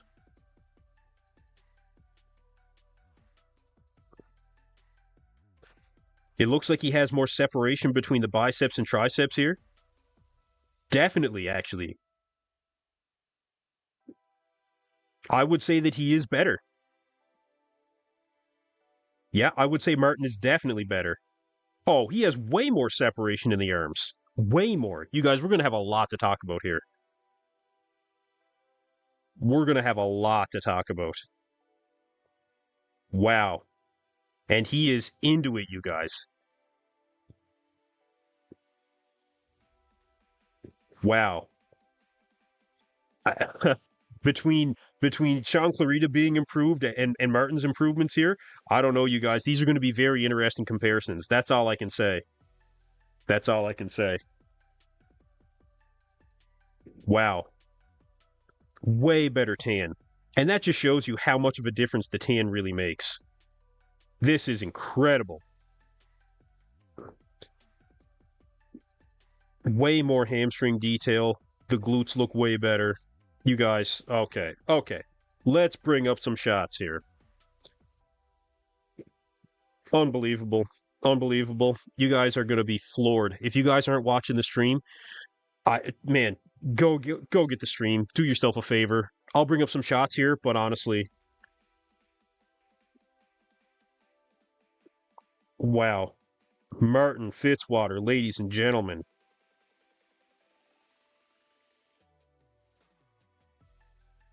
Wow.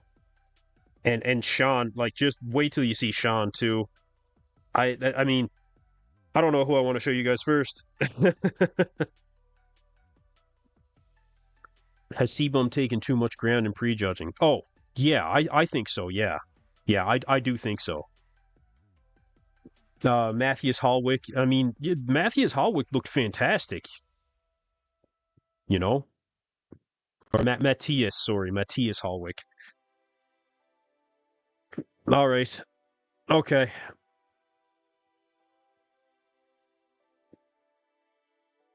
Let's take a look here. What do you guys want to see?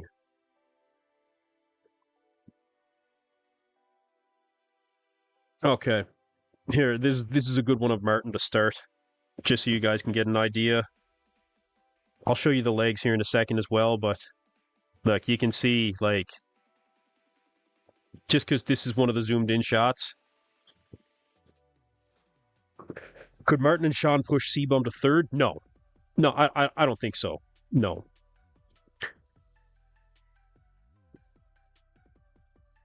But I think that Sean Clarita could potentially push Martin to third. Maybe. Maybe. This isn't showing the true conditioning of Martin here. Here we go.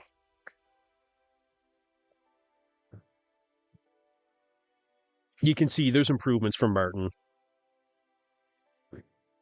Mike Halusi currently taking the stage.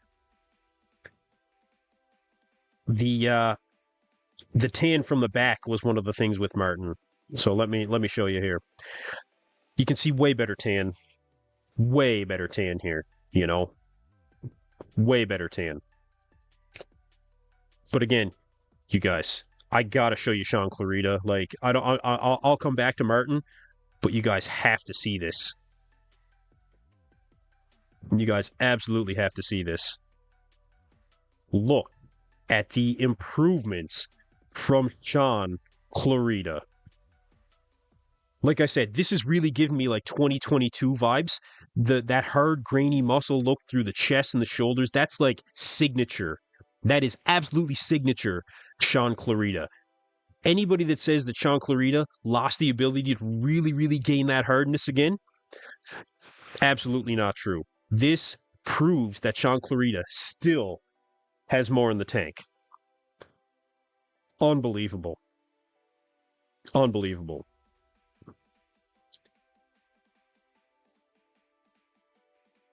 Man, that's not a great shot. Let me see. This might be.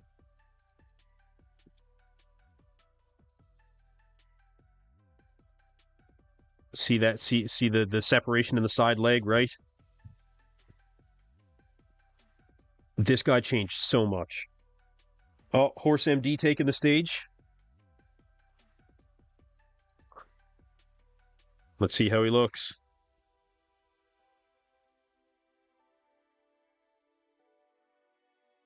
All right, let's see it.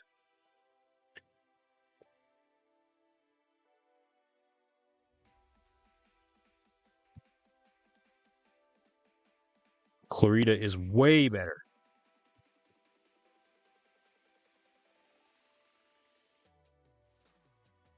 Horse MD does look a lot better. Like the conditioning factor for Horse MD definitely improved. Looks like he's got a lot more detail in the back.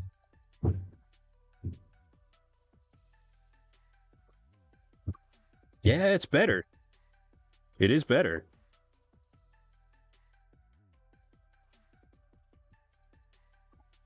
I don't know what it's going to take for Horse MD to really break through here. More back.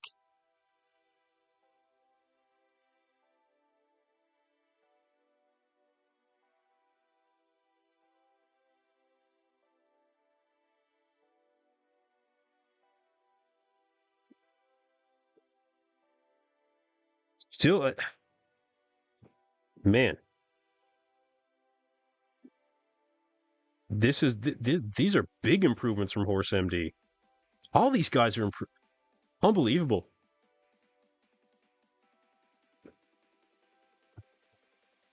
Unbelievable.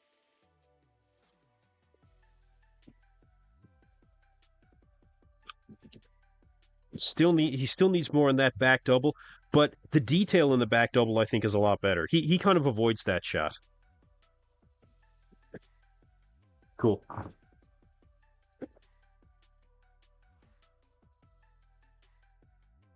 Let's see. Horse MD is much better. Wow. Still, that midsection is a problem for him. It's still a problem. This is the best his back's ever looked. I'll give him that. Okay, let me go back to Martin here for a second.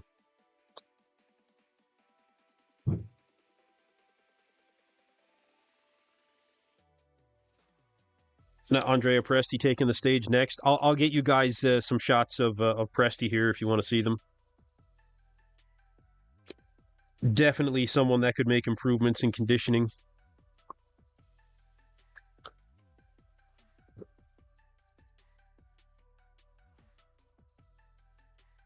Man, he's big. He's big. He lacks triceps. He lacks triceps and he lacks quad sweep.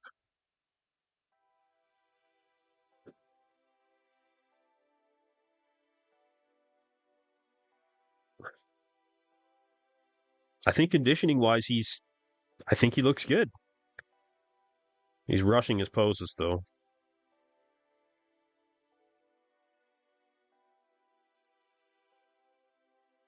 Yeah, he's rushing his poses.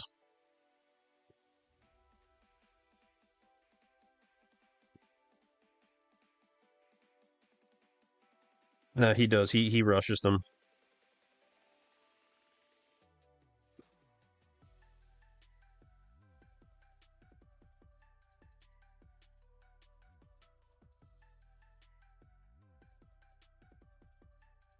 Hmm. Hmm. Wouldn't be upset if Martin took the win. Okay, so things turning around a little bit. I still don't think that you'll see Martin take the win. Really good back double from Andrea Presti. But again, he is rushing these poses. Like the conditioning in the lower body, I think, could be better.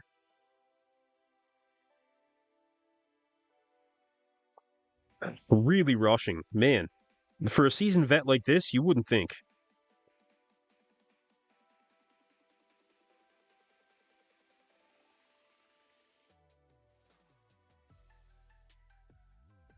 Not a great angle. It's kind of showing the size of his midsection there. Looks pretty good, but yeah, when you see it like that, I mean, you understand why he ended up being where he was, I think.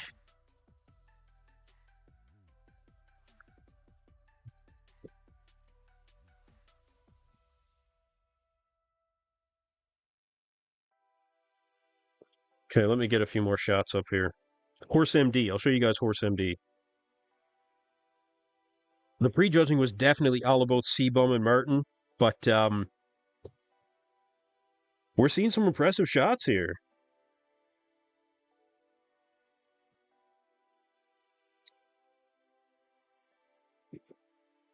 Now, you didn't see Horse MD actually do a back double, which is too bad. Actually, I would have enjoyed to see him do a back double. If Martin doesn't win, it'll be interesting to see which show he chooses to do next. So Martin will be doing the Pittsburgh Pro, and he will also be doing the Dubai Pro.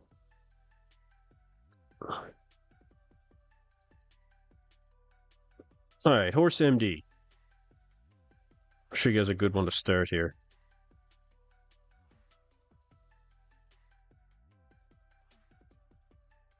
Conditioning factor for Horse MD, I think, is better.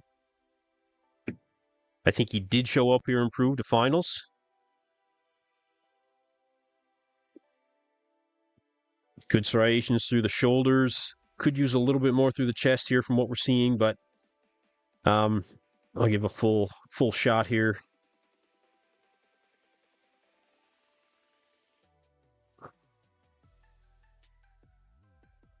Another most muscular. Again, some of the angles not great, but you can see the detail in the quads really coming through for Horse MD. And you guys, we are very close to the final comparisons. Very close.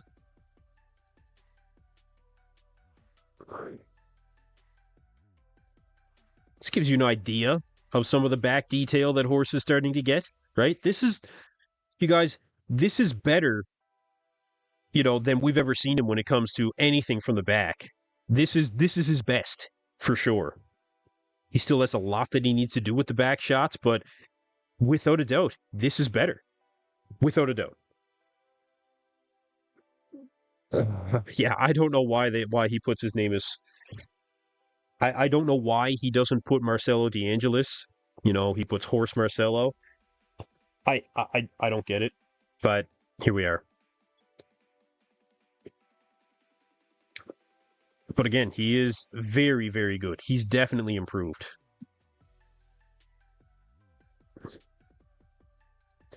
You can see the striations in the chest here. Good improvement. Yeah, he did look smooth at the Arnold. He did, yeah. Here, he looks good. Separation in the quad to hamstring, striations in the shoulders and chest. He looks good. No, he does. He looks good. So, you guys, these are some of the highlights. These are some of the highlights so far from the individuals. You guys shout out if you want to see anything in particular. You let me know what you want to see.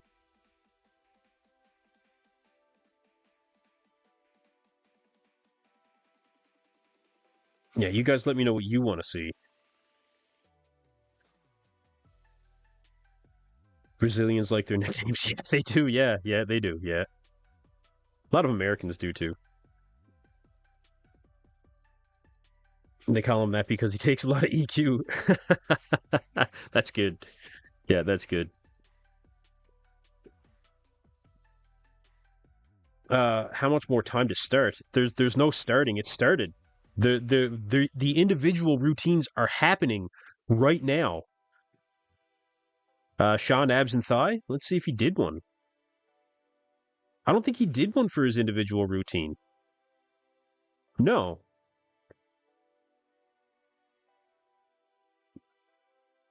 No, he didn't.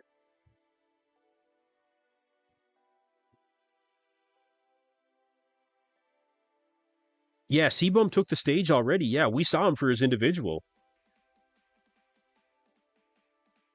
I wonder if Sean made enough ground to take out Martin. I don't think so. I don't know. Sean might be good enough here to take. I mean, realistically, is he going to take out Martin? I don't know. I don't know if he's done enough because Martin is improved as well. But yeah, Hallweck was up at this point. Yeah. Martin did go up. I will show a couple of shots of Martin. Yep.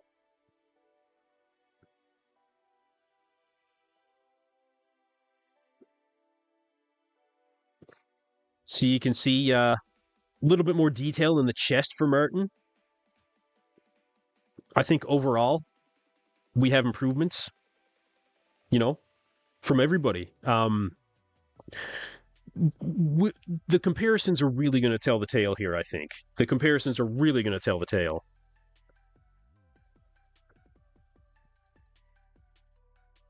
Martin's tan does look a lot better, especially from the back. Like, let me show you a back shot for Martin.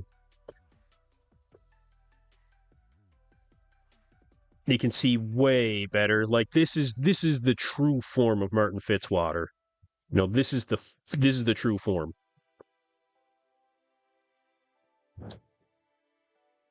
Definitely a lot better.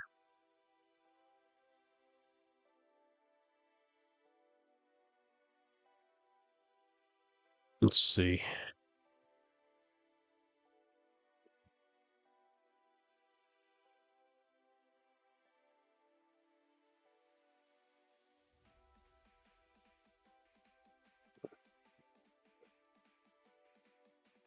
Very, very good for Martin. I'll show some shots of Chris here again. Yeah. Seabum, Martin, Sean, then the German guy. Yeah, probably. Yeah, I think so. Yeah, I think so.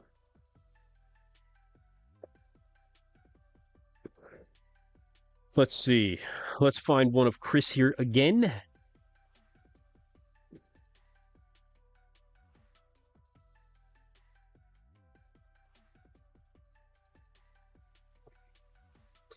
Chris Bumstead, ladies and gentlemen. Again, the quad detail is in. You can see it. I kind of took this shot at a funny time, but yeah, Chris looks just as good as yesterday for sure. Yeah, the tan makes a huge difference, massive difference. But Chris's tan was great yesterday. It's great today.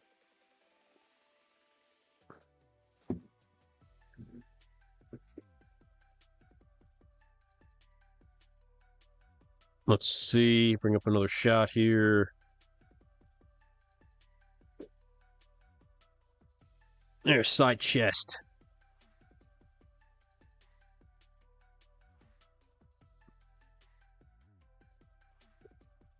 All right, you guys, the callouts are beginning here very shortly. Here we go. Callouts are starting. Who's it going to be? Who's it going to be? Who made up enough ground? Did Sean do enough to defeat Martin Fitzwater here? How much further ahead was Martin after prejudging? These are the questions. Will Chris Bumstead win his open debut? 6-time Classic Physique champion, the most dominant champion in all of Classic Physique. Can he do it against a mass monster, top 4 in the world, being Martin Fitzwater? We're going to find out right now. Here we go. Top 6 out first.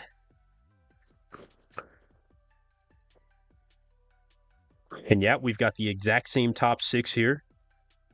Horse MD making that top 6. Christian Wolski as well. Yeah, same top 6, yeah.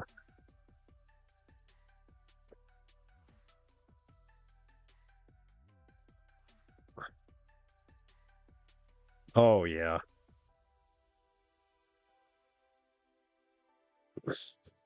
Let's see. Side chest. Martin made up some ground. I think there's a little bit more detail in his side leg.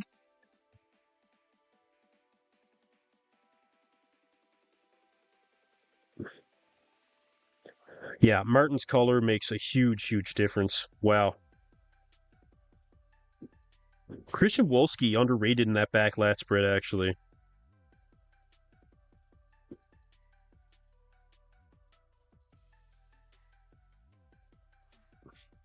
Okay. Side tricep. Abs and thigh. If they do a straight-on shot here, that would be good. Which I don't know if they will in time. There we go. Man, Chris is rock hard in that most muscular man.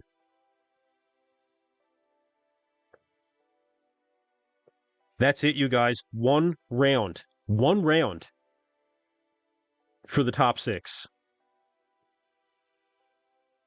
They didn't move anybody. Everybody stayed in the same position. Wow.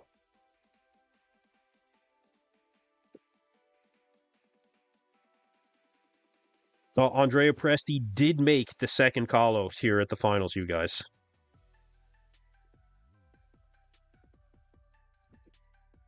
Let me bring up the comparisons. Like I said, nobody moved at all. Chris Bumstead in the center. We had Martin Fitzwater off to the left-hand side. Sean Clarita off to the right.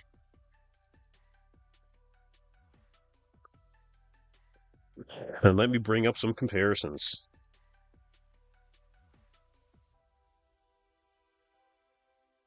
Dorian Yates could have walked on that stage and still have won without a tan. I mean, I don't know about that.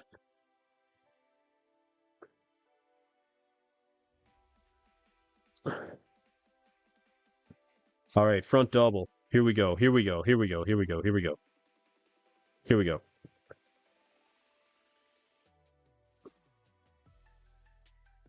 Here again, guys. I want to focus in just on our top 3 here. And this is the only way I can really do it.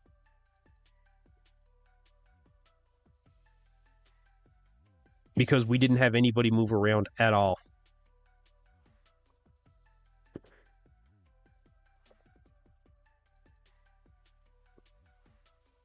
So front double.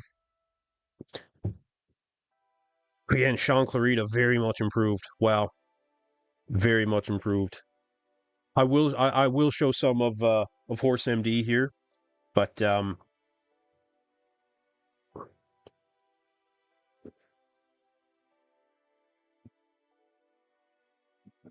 I would say the Sebum Women. What do I think?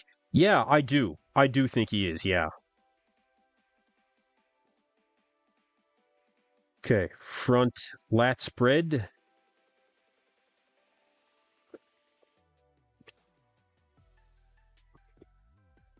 Where are we here for the front lat spread? Here we go.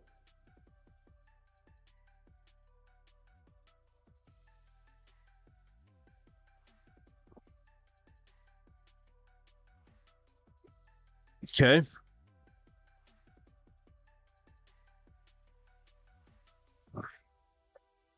I think Chris is just too dominant in this shot. I think he's just too. I think his overall stance, his structure. I don't think that I don't think that anybody can defeat Chris in this shot. He's just too good. He's just too good. Yeah, Martin looks so much better, but not enough to make the gap from yesterday. Not enough to defeat Chris, no, but potentially enough to secure his second place spot.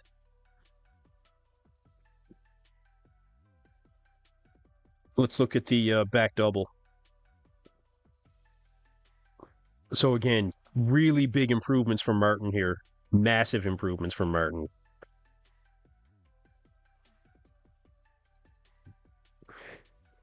Chris looks good. There's no getting around it. He doesn't have the depth, like I said, though, that you see in Martin or in Sean. Sean very much improved. Sean has way more depth here than he did yesterday. Way more. Back double overall? I don't know. What do you guys think? You guys let me know what you think. Maybe the back double goes to Martin? Yeah, maybe. Maybe.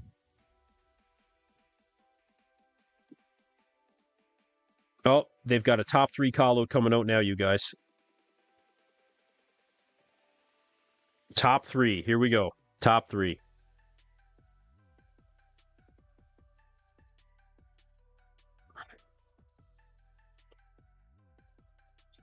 Final comparison, top 3. And they're moving through the poses quick. Very quick. Wow.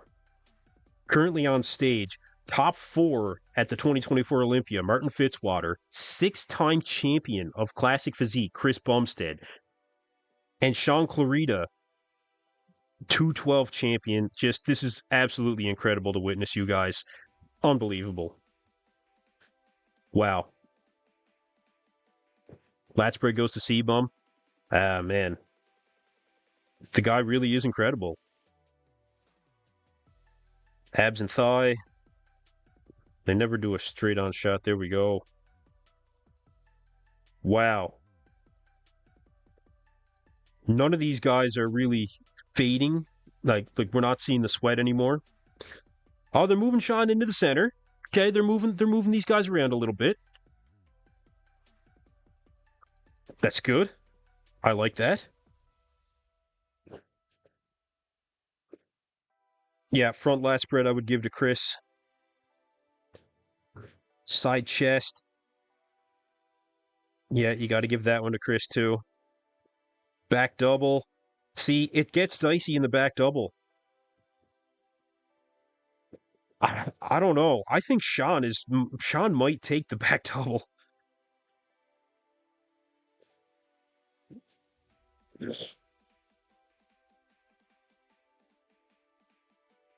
Side tricep. Abs and thigh.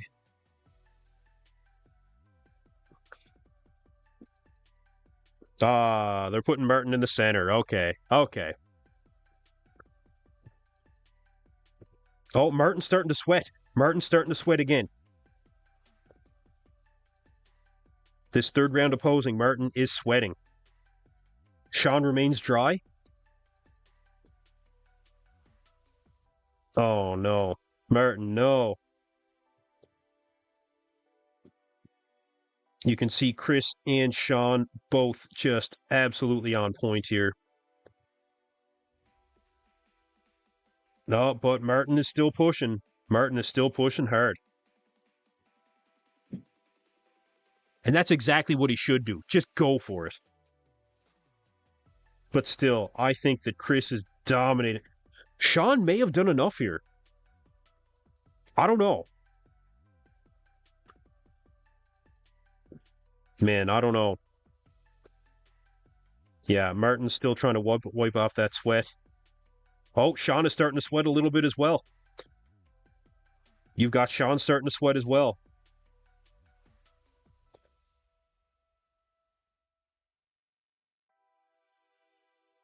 Okay, last shot here. Most muscular. Wow.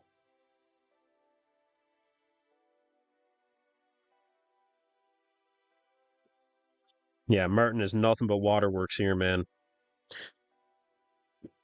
All right, and they're going to do the pose down. You guys, I'll get up some shots of the top three here.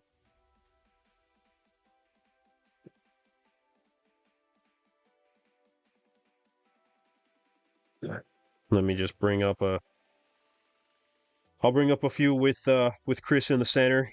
You guys can get a good comparison there, since that's been a lot of what we've seen for the entirety of this show. Imagine the top three in the open, so next year plus Nick Walker. We'll let Nick qualify and then see what he looks like. But yeah, I have Sean winning. Gotta respect him. C-Bum takes it though. Sean may have done enough here to take second. You know, he absolutely may have done enough. Martin is sweating, both thinking about his payday slipping away. Oh man.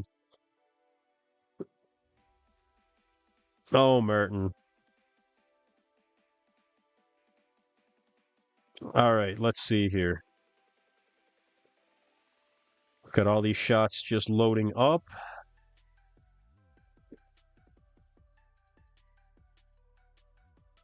Okay, front double. Here we go.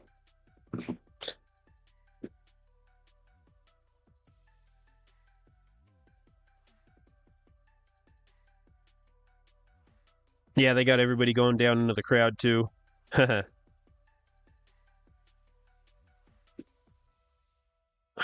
What do you guys think? What do you guys think? Better arm separation for Martin. You can see more definition in the biceps here. That is a huge, huge improvement just on its own. You know, massive improvement from Martin.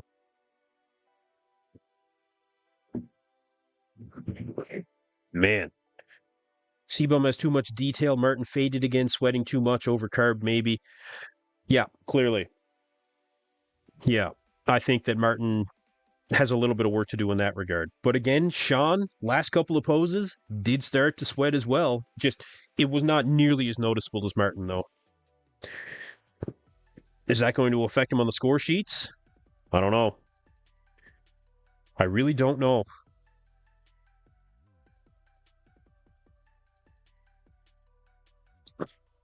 All right, let's see. Front lat spread.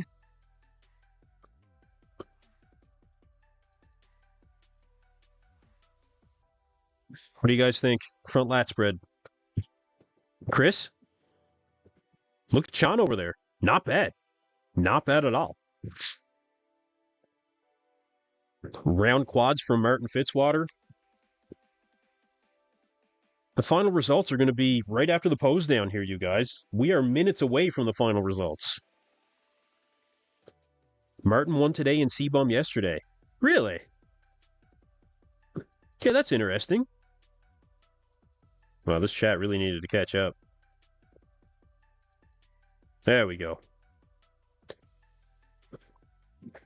Chris is unbeatable in the front lat. Yeah, he might be. Side chest.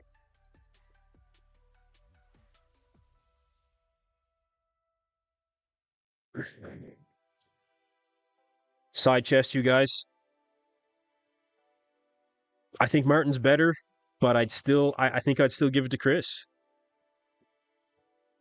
Yeah, I think I'd still give it to Chris. Let's go through another one here. Just they're going to be giving out the awards here soon, you guys, so let's get through them. Back double bicep. A lot more detail from Sean. A lot more. Dexter won over Jay when he was way smaller, so sizes and everything. Yeah, but Jay was way off this year. Way off. He was way off back in 2008. That completely turned around when he showed up in 2009 again. Dave, you're welcome, man. You're welcome. Thanks for tuning in. All right, guys, they're coming down to the final decisions here. Get through another couple shots. Back lat spread. A lot of width for Chris, man. A lot of width. But, you know, Martin, with the improved tan, I don't know. You might give it to him. No, this is from finals. These are all shots from the finals just minutes ago, you guys. This is just minutes ago.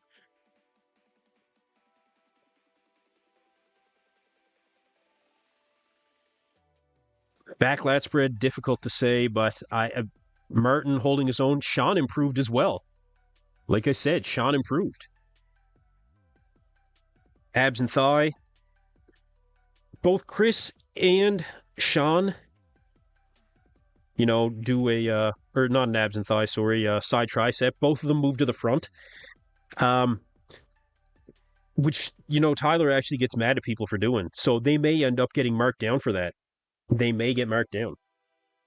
And you guys, they are about to do the announcements for the winner of the 2024 EVLS Prague Pro.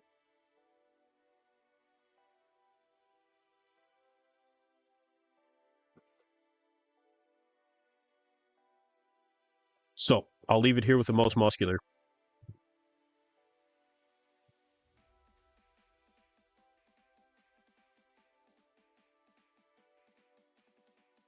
You guys, we are just, wow, incredible finals. Unbelievable finals. I'm going to have to talk to Bob Ciccarillo because Bob's idea of doing a one-day show, I don't know, this really built up some anticipation. Fifth place, you guys, Horse MD. Marcelo DeAngelis takes fifth place. Definitely well improved. Way better in the back. No question there. And I think that if we see him continue to compete with a better back overall especially, he'll be in striking distance to win a pro show.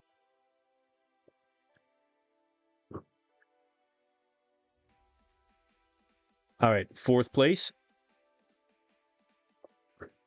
Matthias takes fourth place. The conditioning factor, unbelievable for this guy. He's going to be one to watch out for. You're welcome, Indian Subs. Thank you for being here. I appreciate all you guys being here. Please make sure to like and subscribe to EP09 Bodybuilding. You guys, stay tuned. 2025 is going to be a whirlwind for professional bodybuilding. I cannot wait. It's going to be unbelievable. And we still have one more pro show this year, too. Well, for the Open. The Japan Pro's coming up, too. Okay, third place. Sean Clarita does take third. Yeah, Sean takes third place here. Okay.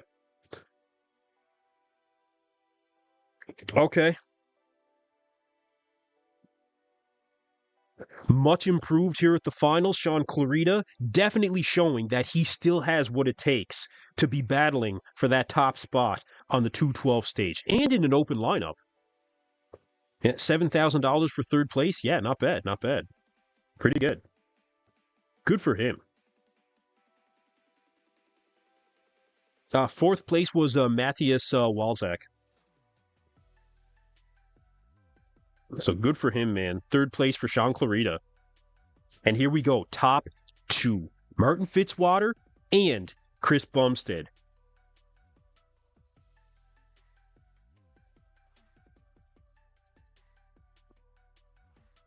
Wow, you guys. Chris Bumstead took second place.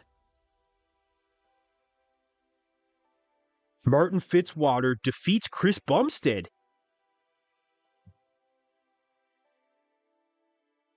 Wow. Martin Fitzwater pulls off the win against Chris Bumstead. Wow. Wow.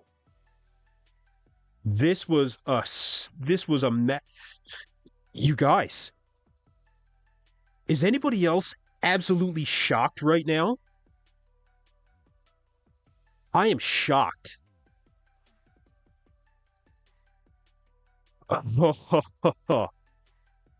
Martin takes first place, defeating Chris Bumstead in what seemed to be a blowout victory for Chris.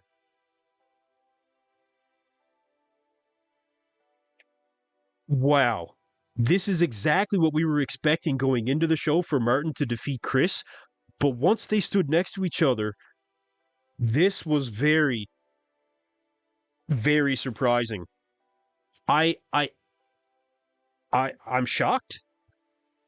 I'm absolutely shocked. There is not I I I I haven't seen any YouTube commentator or Instagram page that said anything but the fact that Chris Bumstead was ahead after prejudging.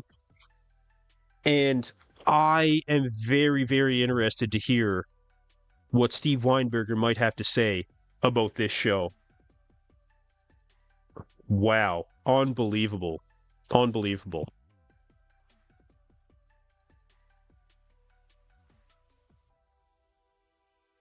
I I mean, just look at the chat. This is unbelievable. This is unbelievable. You go, bud. Wow. I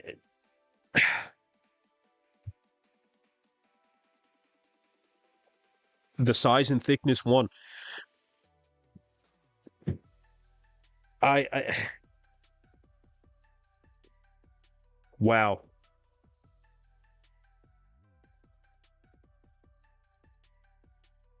Judges just said that Nick Walker is better than Sebum. I mean, you may not be wrong. The internet is going to go crazy. The internet is going to absolutely lose their minds over this decision. Mark my words, there will not be a single YouTube commentator, Instagram page, article written that will not question this decision. Not one. Wow. First place goes to Martin Fitzwater.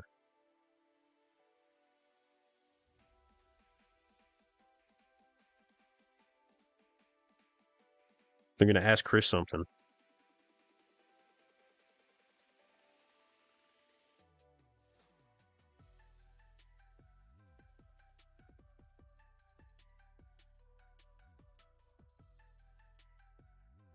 Steve Weinberger saying that all three were winners. There wasn't one loser up there.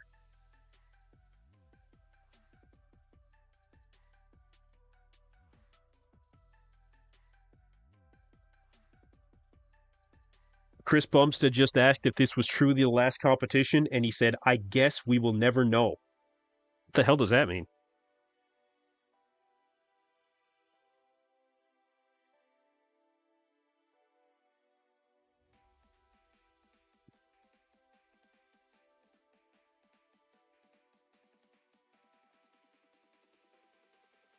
Yeah, the MC asking who wants to see Chris back on stage again. Of course, everybody wants to see that.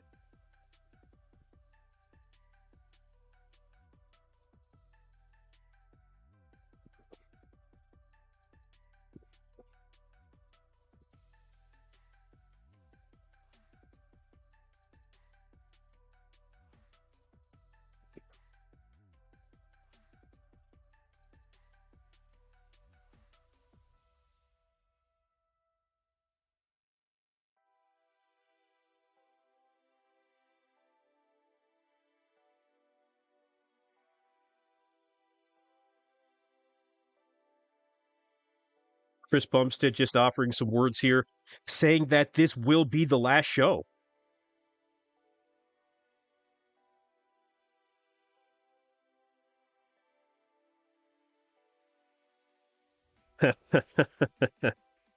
Martin saying that he was quite scared going up against Chris.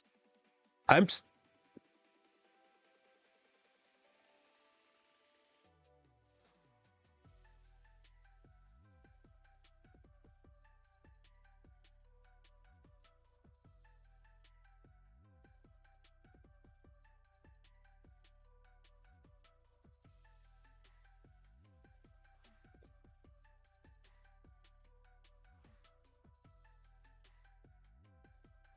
So Chris saying that he was asked the question going into this show, saying that he actually was not considering doing this show because of the fact that, potentially putting his legacy on the line of not being, the dominant champion, something like that. But Chris said that he wanted to do this. This was done for him.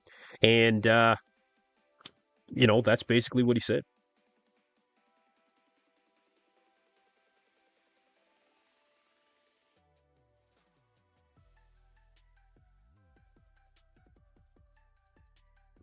Wow. The chat is going nuts here. Let me get caught up on some of this, you guys. Let me get caught up here. I I got another image here to upload, but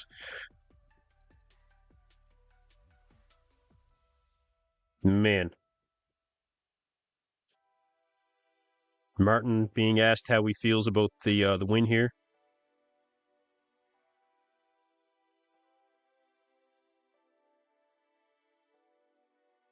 Wow. Even Fuad going into this show wasn't convinced that Martin was going to take the win.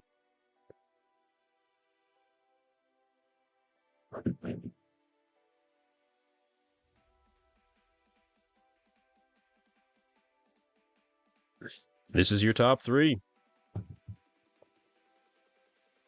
Okay. Let's get caught up.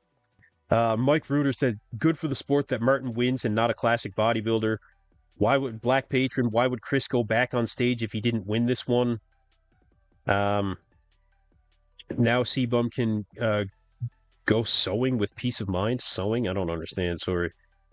Martin did not pose well and was sweating a ton. Yeah, he was. Martin was off yesterday mainly due to lack of oil. Today he looked insane. He won easily. Okay, so there you go. Notorious Devourer. Okay. Okay, Davey Mize, C-Bum, welcome to Open Bodybuilding Judging. And, that was one thing. That's the one thing that you can say about this in particular. This was bodybuilding standards, The bigger guy won. Now, the most conditioned guy didn't win, but we just watched the most conditioned guy win, or not the guy who didn't have the best conditioning win, the Mr. Olympia as well. Right? But even still, Davey Mize says here, Chris was more dominant than any other competitor on that stage. And I thought that the judging reflected that as well. They kept Chris in the center the entire time. So, you guys, I'm very surprised here. Lewin Vuka says correct judging. C-Bum with an entire open prep would eat Derek on the spot. Yeah, he might. He might. At prejudging, I would have agreed with you. But at this point, I don't know. Man, I don't know. This is a shocker.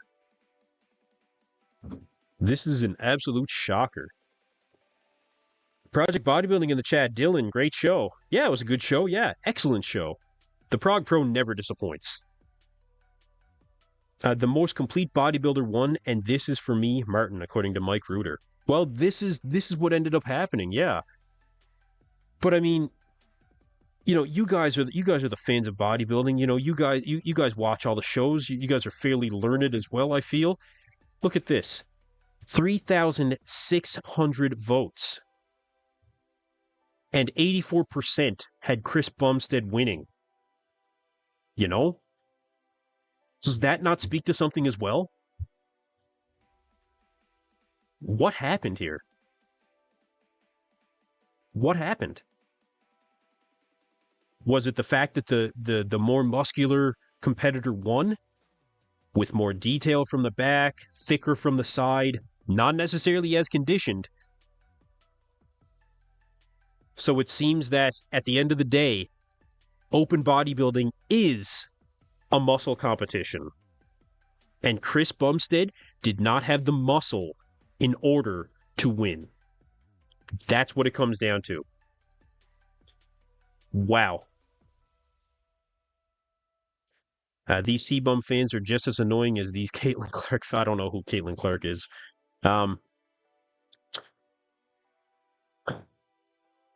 Yeah, I'm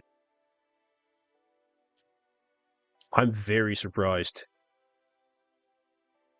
Unfortunately, we aren't pro judges. No, we are not. We most certainly are not. But that does not mean that we don't know what we're looking at. It does not mean that we don't know what we're looking at. I think they were just misleading with the C-Bum in the center the entire time. Well, Steve Weinberger isn't one to really create that kind of, situation, I don't feel. I don't remember him doing something like that before. Yeah, I don't know. But again, Martin Fitzwater takes home the win, defeating six-time Classic Physique champion Chris Bumstead in his open debut. A shocking turnout. Absolutely shocking. The vast majority of the bodybuilding world really had Chris winning after prejudging. Head judge Steve Weinberger changes everything.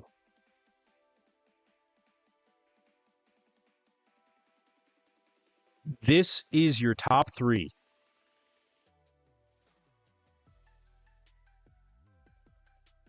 Wow. Wow.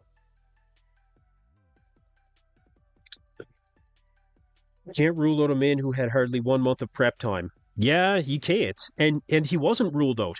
This is just it. Chris was not ruled out. Chris was favored to win. Chris was favored to win. This is unreal. J-Matt says, I dare bet that most people that voted weren't even watching the show.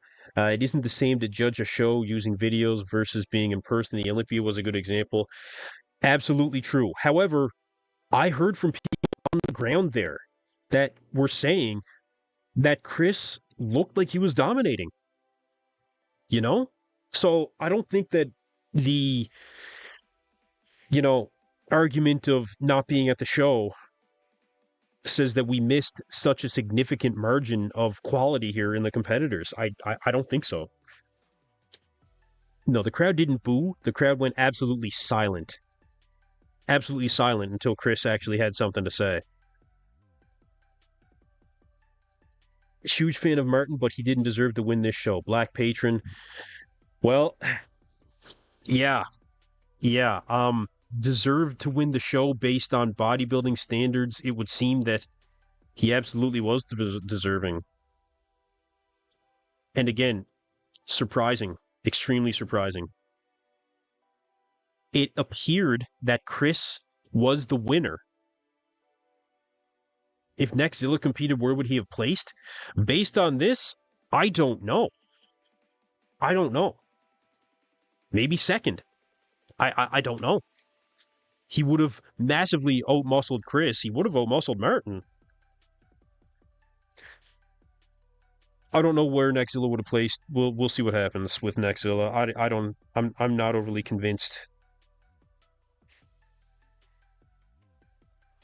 I'm going to ask my contact on the ground if he agrees with the placing. Let's see if I can find anything else that's... Yeah, I'll bring this up for you guys.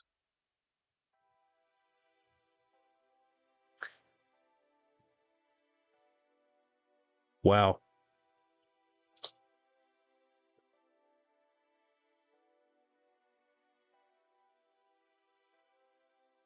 Martin Fitzwater taking home the win, defeating Chris Bumstead, who was, I think, heavily favored to really take home the win here. RV Flex 1, I had Chris winning. It's keeping the status quo. Yet again, the IFBB judges missed the mark. Well, this was Steve Weinberger, you know. This was not just any judge. This was the head judge of the Olympia, the Arnold Classic, the promoter of the New York Pro. Arguably the greatest judge ever. Why did he stand so long in the center? Well, that's one of the questions here.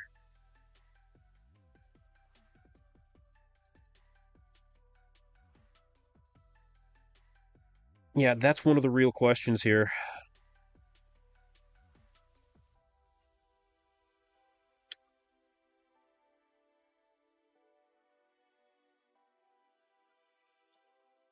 I've got a video I'm going to upload here for you guys. You can check it out.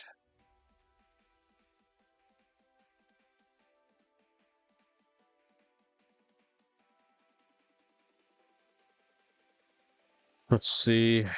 Here we go.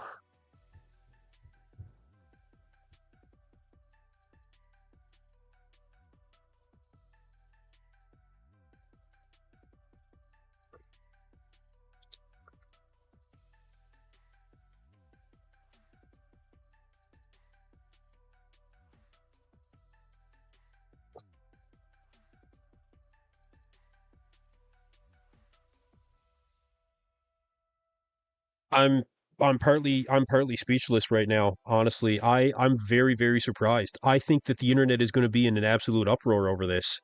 I think that this is going to create a lot of conversation.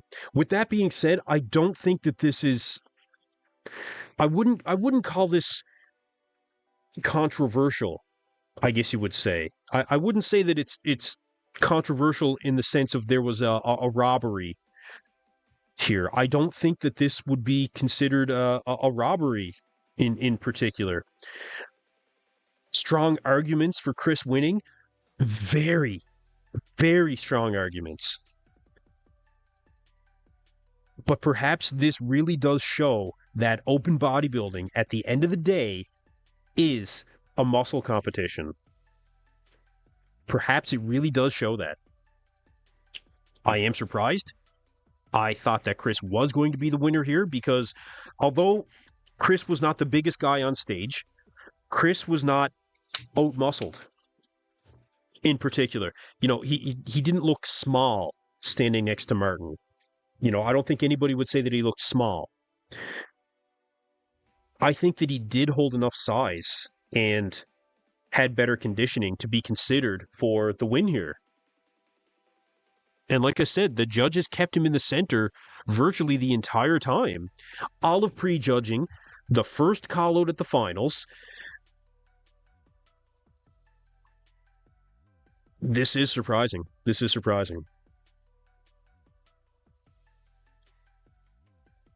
I like Martin a lot, but in this case, I did feel he did leave the door open. Well, in terms of conditioning, yeah, and in terms of his color at prejudging, I mean, he had a lot working against him. You know, he was sweating profusely in prejudging and again at finals. So very, very surprising result here. A very surprising result. Martin deserved it, but Chris was so much better. Chris won 3 shots to Martin's 4. Well, there's 8, but yeah.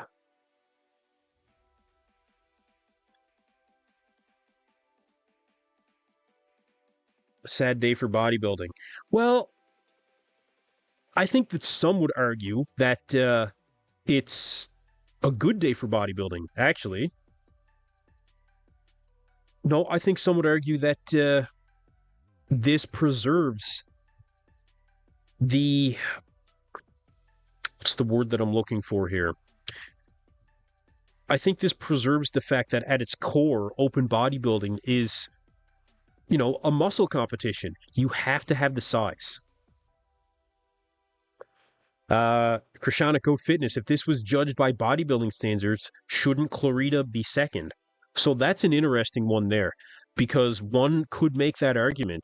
However, Sean being shorter in stature, although having more muscle per square inch, I think is where the argument could be made there. because Chris is bigger in one sense, being like 8 inches taller. So that is a difficult one. That's difficult. I agree. Yeah. How is it a good day for bodybuilding? Yeah, I mean, not seeing Chris back on stage ever again. I mean, that. I don't think that's good for the sport overall. Because he's just so popular. The sport will certainly continue to grow without him, but yeah, it is a huge loss for bodybuilding, not seeing Chris Bumstead on stage. But we have seen great competitors come and go, and the sport has endured, and it certainly will this time. Wasn't Sebum great? He was absolutely great. Sebum was fantastic. He was fantastic. He was arguably the winner of this show. I actually can't wait to see some of the reactions from some of the other guys out there. Krishan, I can't wait to see your video on this. I can't wait to see what everybody has to say about this. Now, again, you guys, I will be doing not a live stream. Sorry. I will be doing an episode of the Bodybuilding Breakdown here. I'll be filming in a few hours with Lee Priest, Robin Strand, and Marks Max Muscle. All will be joining me. We will go over the results of the EVLS Prague Pro, and I will upload that for you guys tomorrow to see exactly what one of the top guys, from the 90s era of bodybuilding has to say. Robin Strand, well on his way up as an IFBB pro. And Marks Max Muscle, who has done more comparisons in bodybuilding than anyone in existence. It is going to be a very interesting conversation. We have so much to talk about. There is so many layers to unfold when it comes to this decision. And again, I appreciate all you guys being here. Thank you for stopping by the stream. Make sure to like and subscribe to EP09 Bodybuilding. Again, Martin Fitzwater taking home the win at the EVLS Prague Pro, defeating 6-time Classic Physique champion Chris Bumstead in an unexpected to many victory.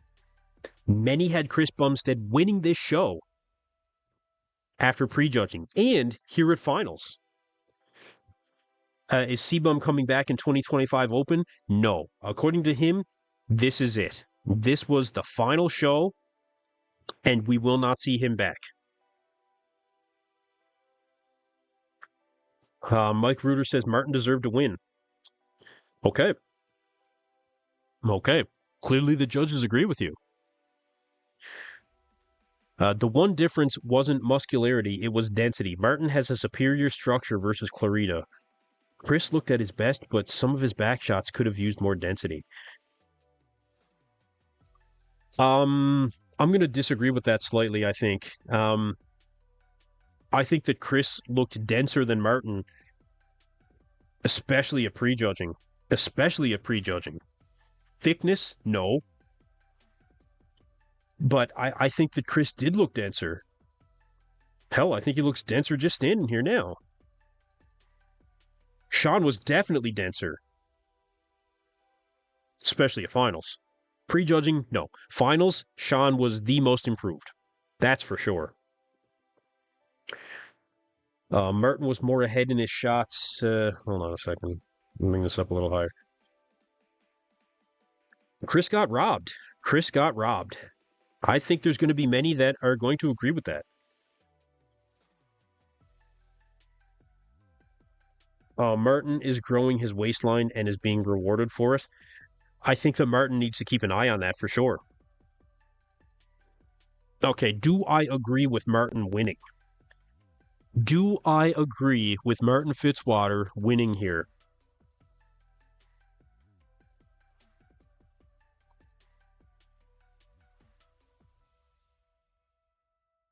I'm not sure.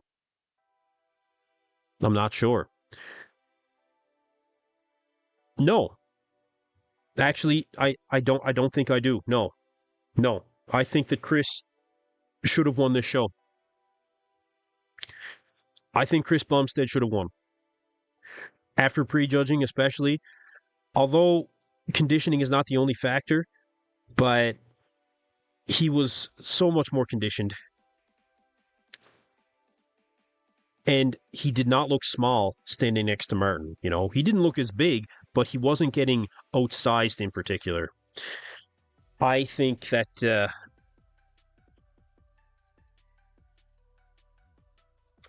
Chris should have won. Yeah, I do.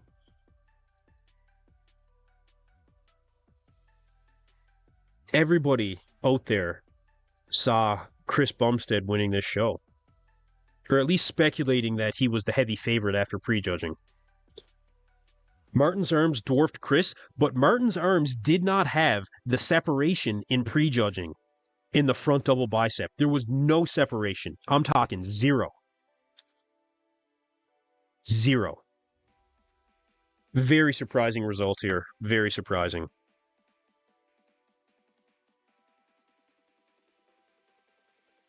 Black Patron says, thank you for your honesty. You're welcome. You're welcome. The bodybuilding world is going to erupt over this decision. And I mean erupt.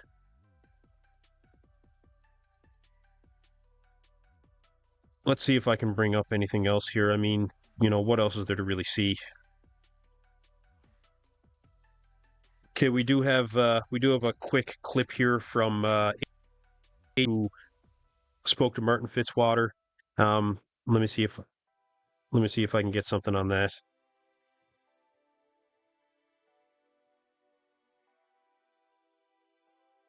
People are just C-Bum fanboys. That's why they thought he would have won. I don't agree with that. I don't agree with that at all.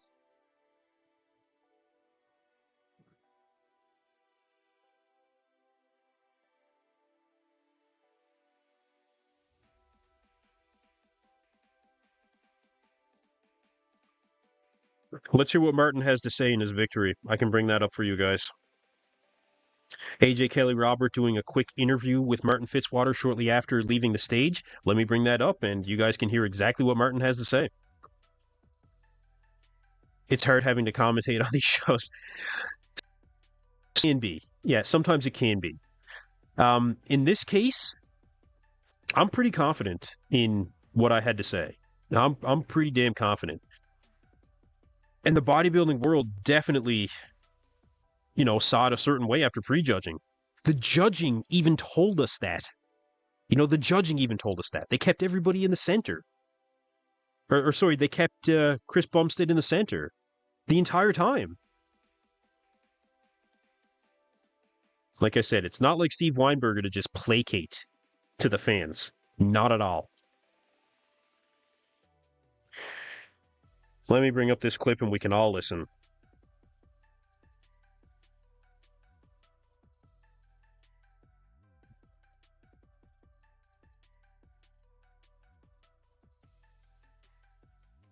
And let's see what he has to say.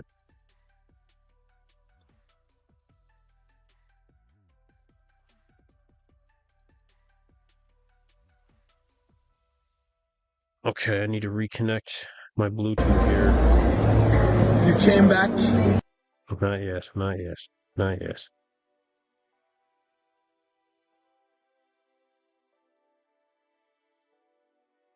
Okay, that's connected. Let's see here.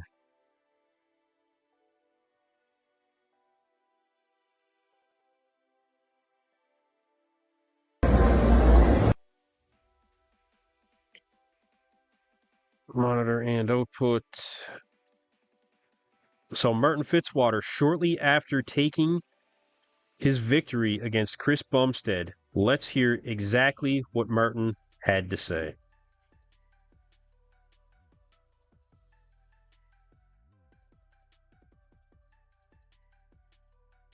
Okay. There we go. You came back. You came improved. What happened last night that not everyone knows about? About the second round of posing, man, so the transition from the rear double to the rear lat spread, when I locked my hamstring down, we popped a couple fibers. I had some major pain, a little cortisol drop, and that's why I started sweating. So we knew I got frustrated, I let it get in my head, and you can clearly see it in the videos that I just was mentally shook. My team sat me down, told me to get my head out of my ass and make sure that we win this thing, and that's exactly what we did. So we got better. We improved. We changed some posing to be able to work around it, and we finished the job just like we were supposed to.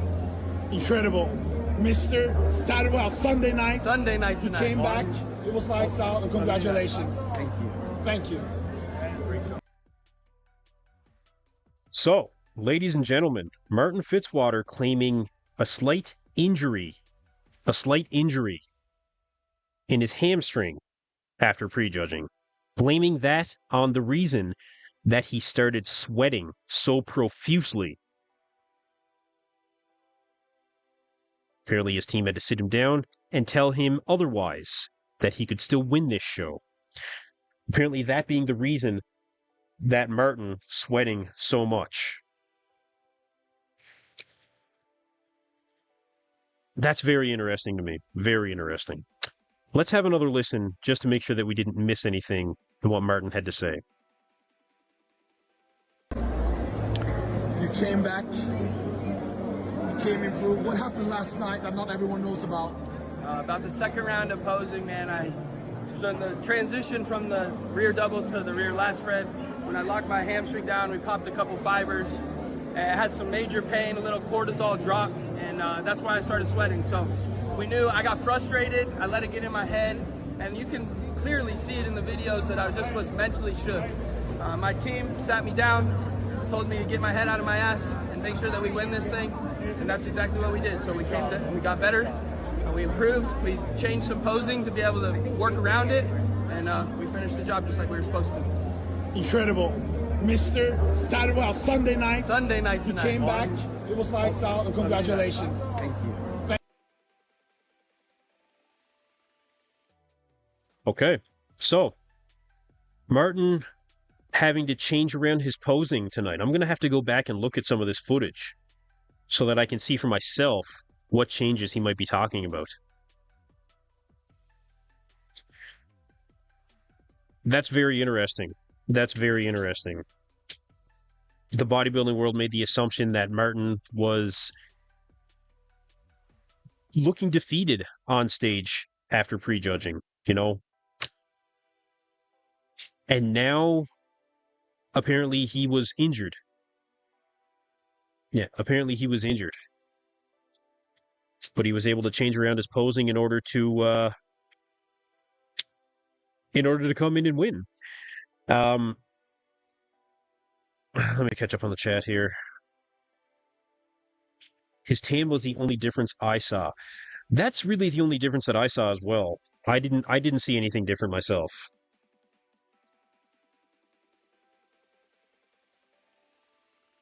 Did C-Bum lose? Yes. Martin Fitzwater took home the win here at the EVLS Prague Pro. Apparently being injured.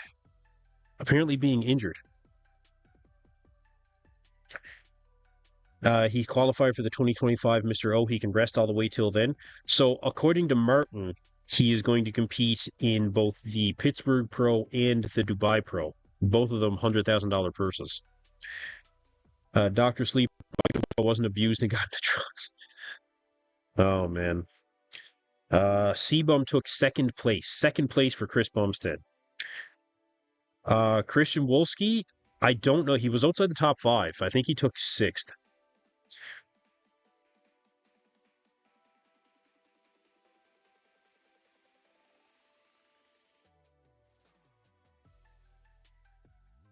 So this is, again, quite surprising, you guys. Quite surprising. I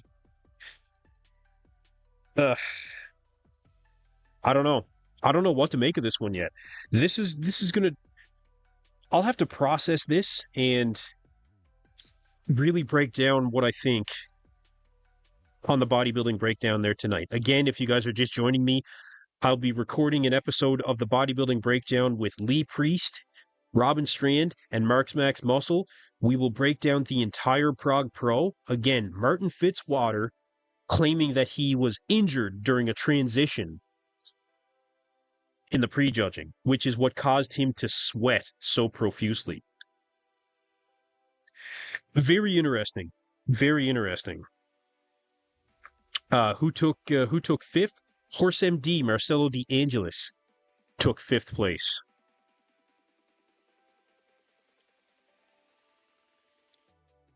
Chris was in the center the whole time and all of a sudden Martin's ahead. That's exactly what happened. Yeah, that's exactly what happened. So it'll be interesting to hear from Steve Weinberger. Yeah, very interesting to hear from Steve Weinberger on this one. I'm shocked. Yeah, I'm shocked. Again, Martin Fitzwater claiming an injury.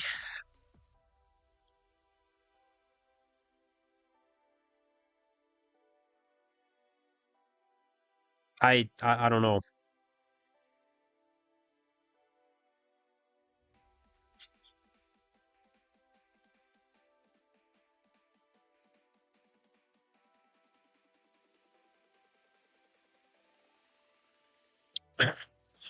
Show the scorecards. Well, the show just wrapped up. I don't know if the scorecards are even out yet.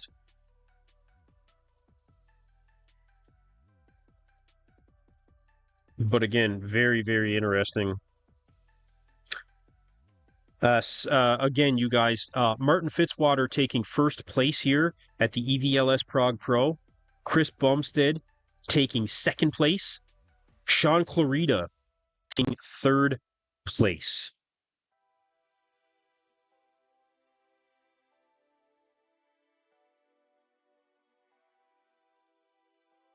I don't know.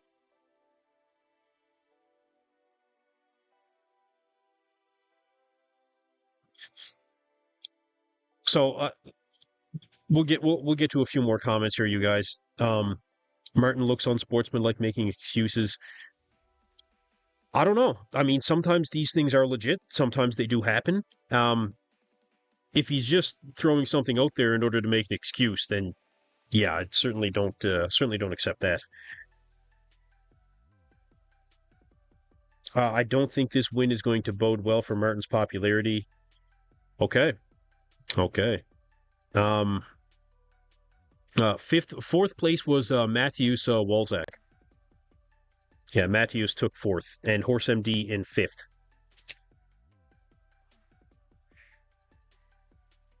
Martin is known for having trouble being unsportsmanlike. Yeah, Martin was known to get in some trouble back years ago, but apparently he's cleaned up his act since then.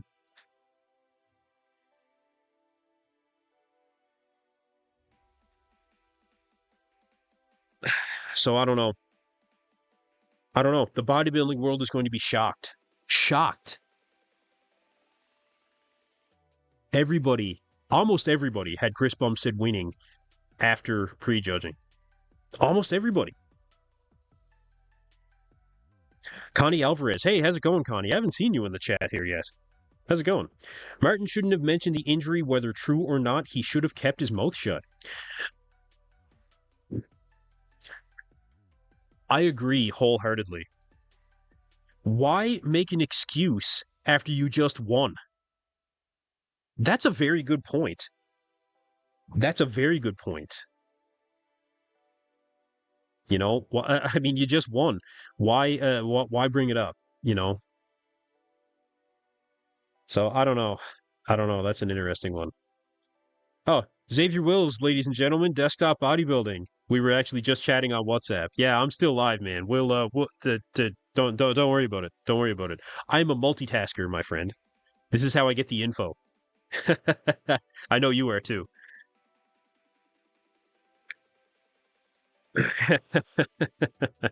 That's funny.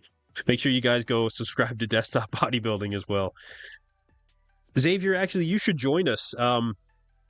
You should join us on the bodybuilding breakdown there tonight. In about 4 hours, Lee Priest is coming on with me, Robin Strain, and Marks Max Muscle. Yeah, you should join us.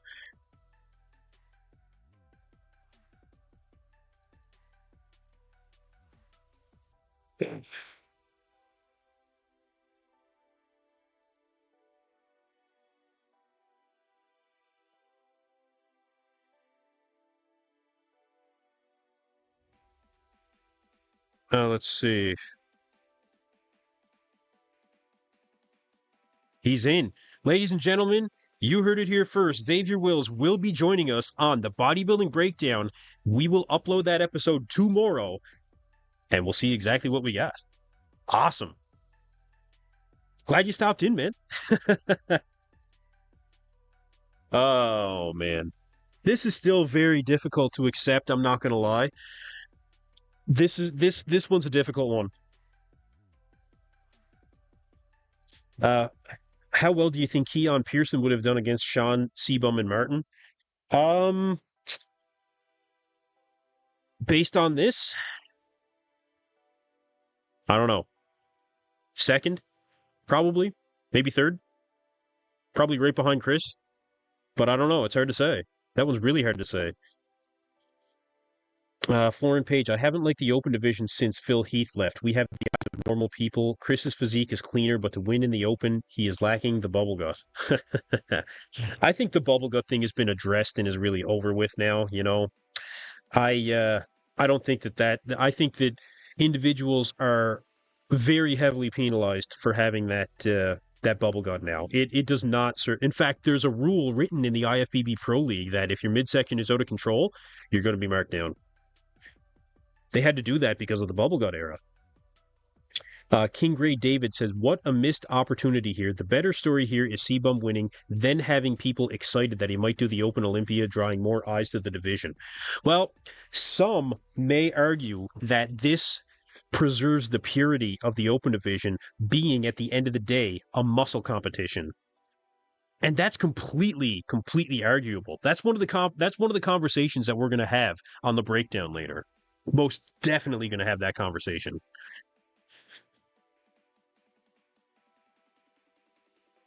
Yeah, 100%.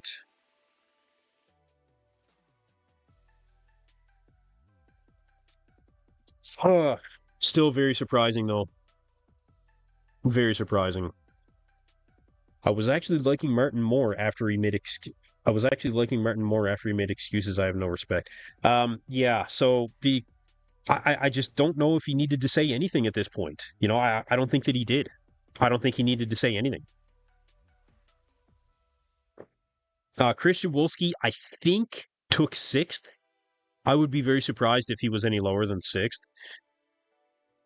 EJG says the IFBB couldn't let a classic physique come in and win the Open. It would literally contradict what they want. So again, like I said, the purity of the Open division being a muscle competition, I think that's what fueled this decision. I'd be very surprised if it was anything else.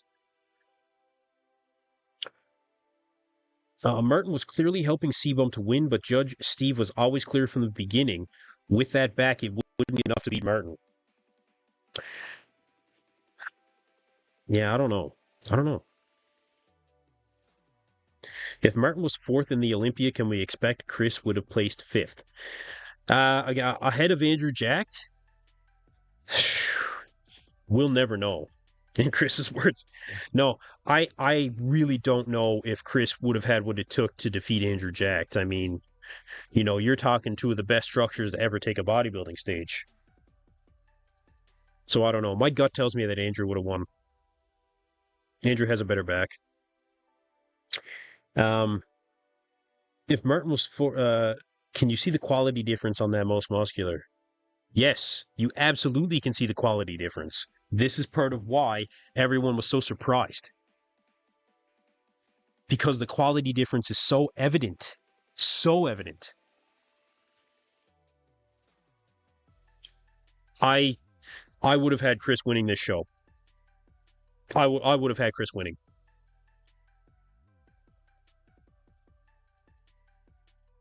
Ty says Seabum's aesthetics, but Martin's arms and legs are noticeably bigger. Open judging's just different, and some people just don't get it. Like I've said many times, open bodybuilding is a muscle competition. Martin had more muscle and apparently just enough condition to get it done. That's what I think it came down to. Even though he was sweating during both prejudging and finals, and apparently had an injury which caused the sweating, there's a lot to talk about post-show here. A lot. Was Martin improved for finals? Yes, he was. Was it enough to defeat Chris Bumstead, arguably the best we've ever seen him on stage? According to Steve Weinberger, the head judge, yes. Yes, he was.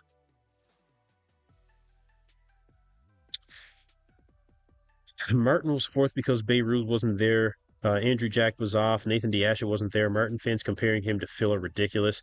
But there's no comparison from Martin Fitzwater to Phil Heath. I haven't seen anybody make that comparison. I don't think that's a thing. There's no comparison there.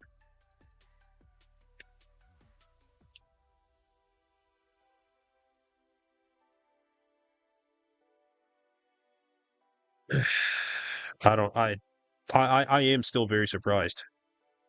Like I said, I'm looking forward to seeing what everybody else has to say about it, as well as Lee Priest, Xavier Wills, Robin Strand, and Mark's Max Muscle, who will be joining me again on the next episode of the Bodybuilding Breakdown. We will be filming that in a few hours, and we will see, well, what some of the best have to say about it when it comes to YouTube commentating, Lee Priest being a legend of the sport, Robin Strand with a very fresh perspective being an upcoming pro here that I think is going to step on the Olympia stage someday. There's a lot to unpack. A lot.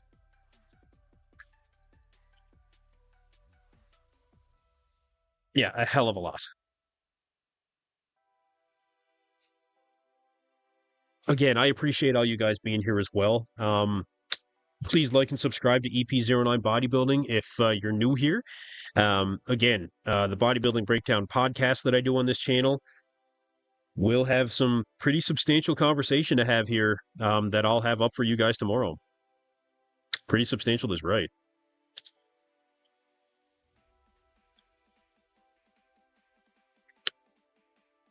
I've heard a lot of people make the Phil comparison. I shouldn't say that it's I should say in this chat I haven't seen it. I have seen people make that as well, but to me I think that there's really no comparison. I mean, Phil Heath, especially 2011 or 2013, like Martin's got a way to go before he can consider himself in that kind of league. But certainly apparently good enough to win here tonight in the eyes of the judges, defeating Chris Bumstead and I think probably the best version of Sean Clarita that we've seen since 2022 as well. To be fair, with a proper offseason for a year or two, Sebum would lock down open as long as he wants to, but Sebum doesn't want to compete anymore. He would have been the next champ. Yeah, I think that's probably true. Yep, I think that's probably true. Phil 2013 is there with Ronnie? Absolutely true. 100%. I read it on a few channels calling him Heath 2.0. I just laugh. Even the Dubai guy that was interviewed says Martin will be the next Mr. O. The next Mr. O? We'll see. We'll see. I'm not convinced of that yet. Not yet. Potential? Yes. But the next one? I don't know. I think you could still see Hadi Chubin win it, to be honest. I don't know if he will, but I think that he still has it in him to do so.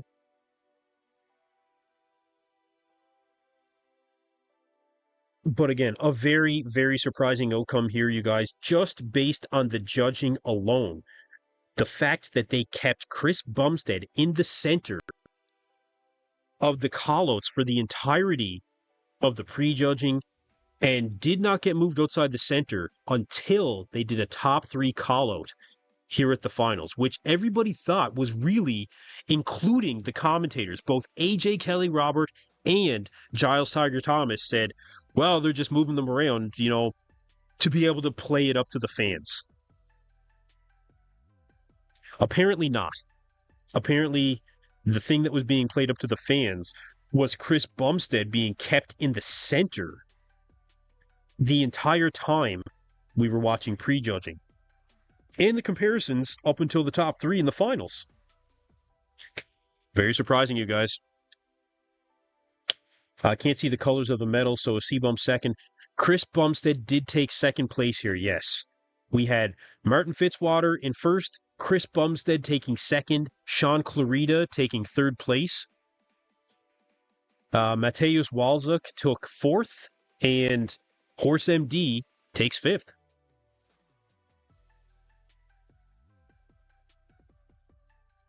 Like I said, there will be a lot of conversation to be had here. And I cannot wait to get on the Bodybuilding Breakdown here in a few short hours. Bumstead takes second place. Second place.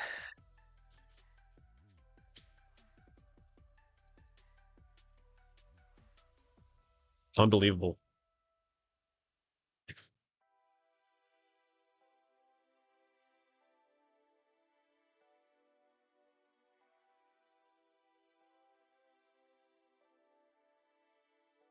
I don't know what song was being played. Sorry, I don't know.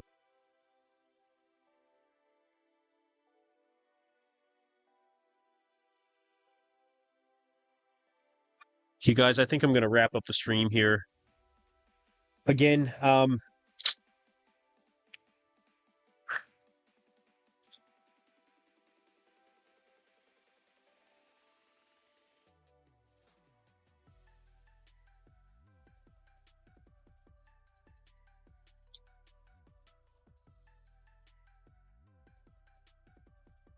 yeah, this is surprising.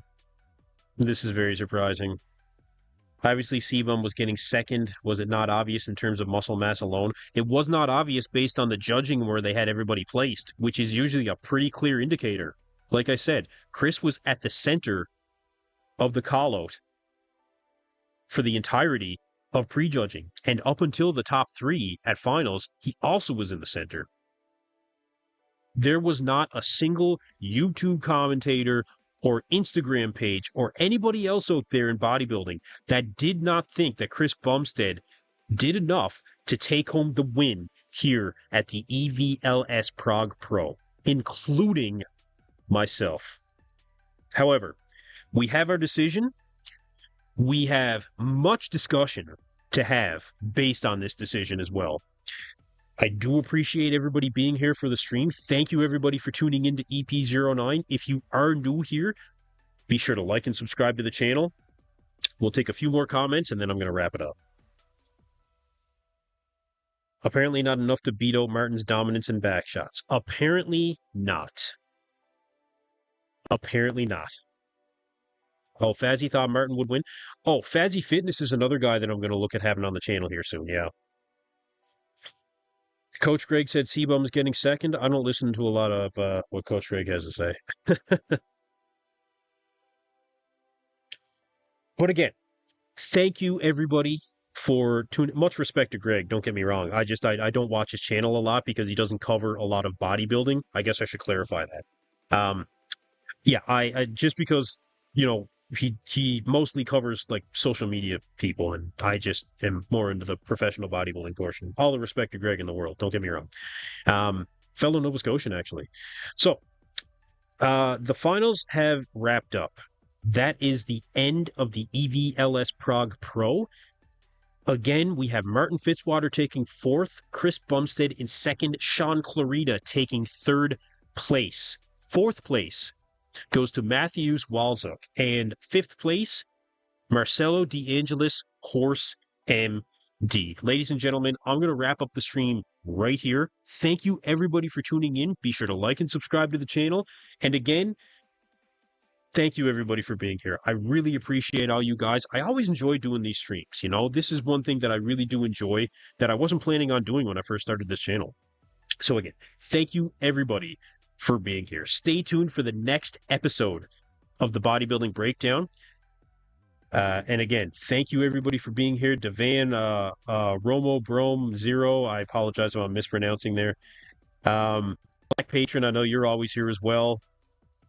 Yeah, Juan Gutierrez, I see you, bro. Thank you very much for being here. Thank you, everybody. You guys, I'm going to wrap it up right here. And I know there's still a lot of discussion to be had. I understand. I do. Make sure to tune in for the next episode of the Bodybuilding Breakdown. I'm going to go and I'm going to get in another couple of meals, do the show. And you guys, thank you very much for tuning in. We'll see you guys.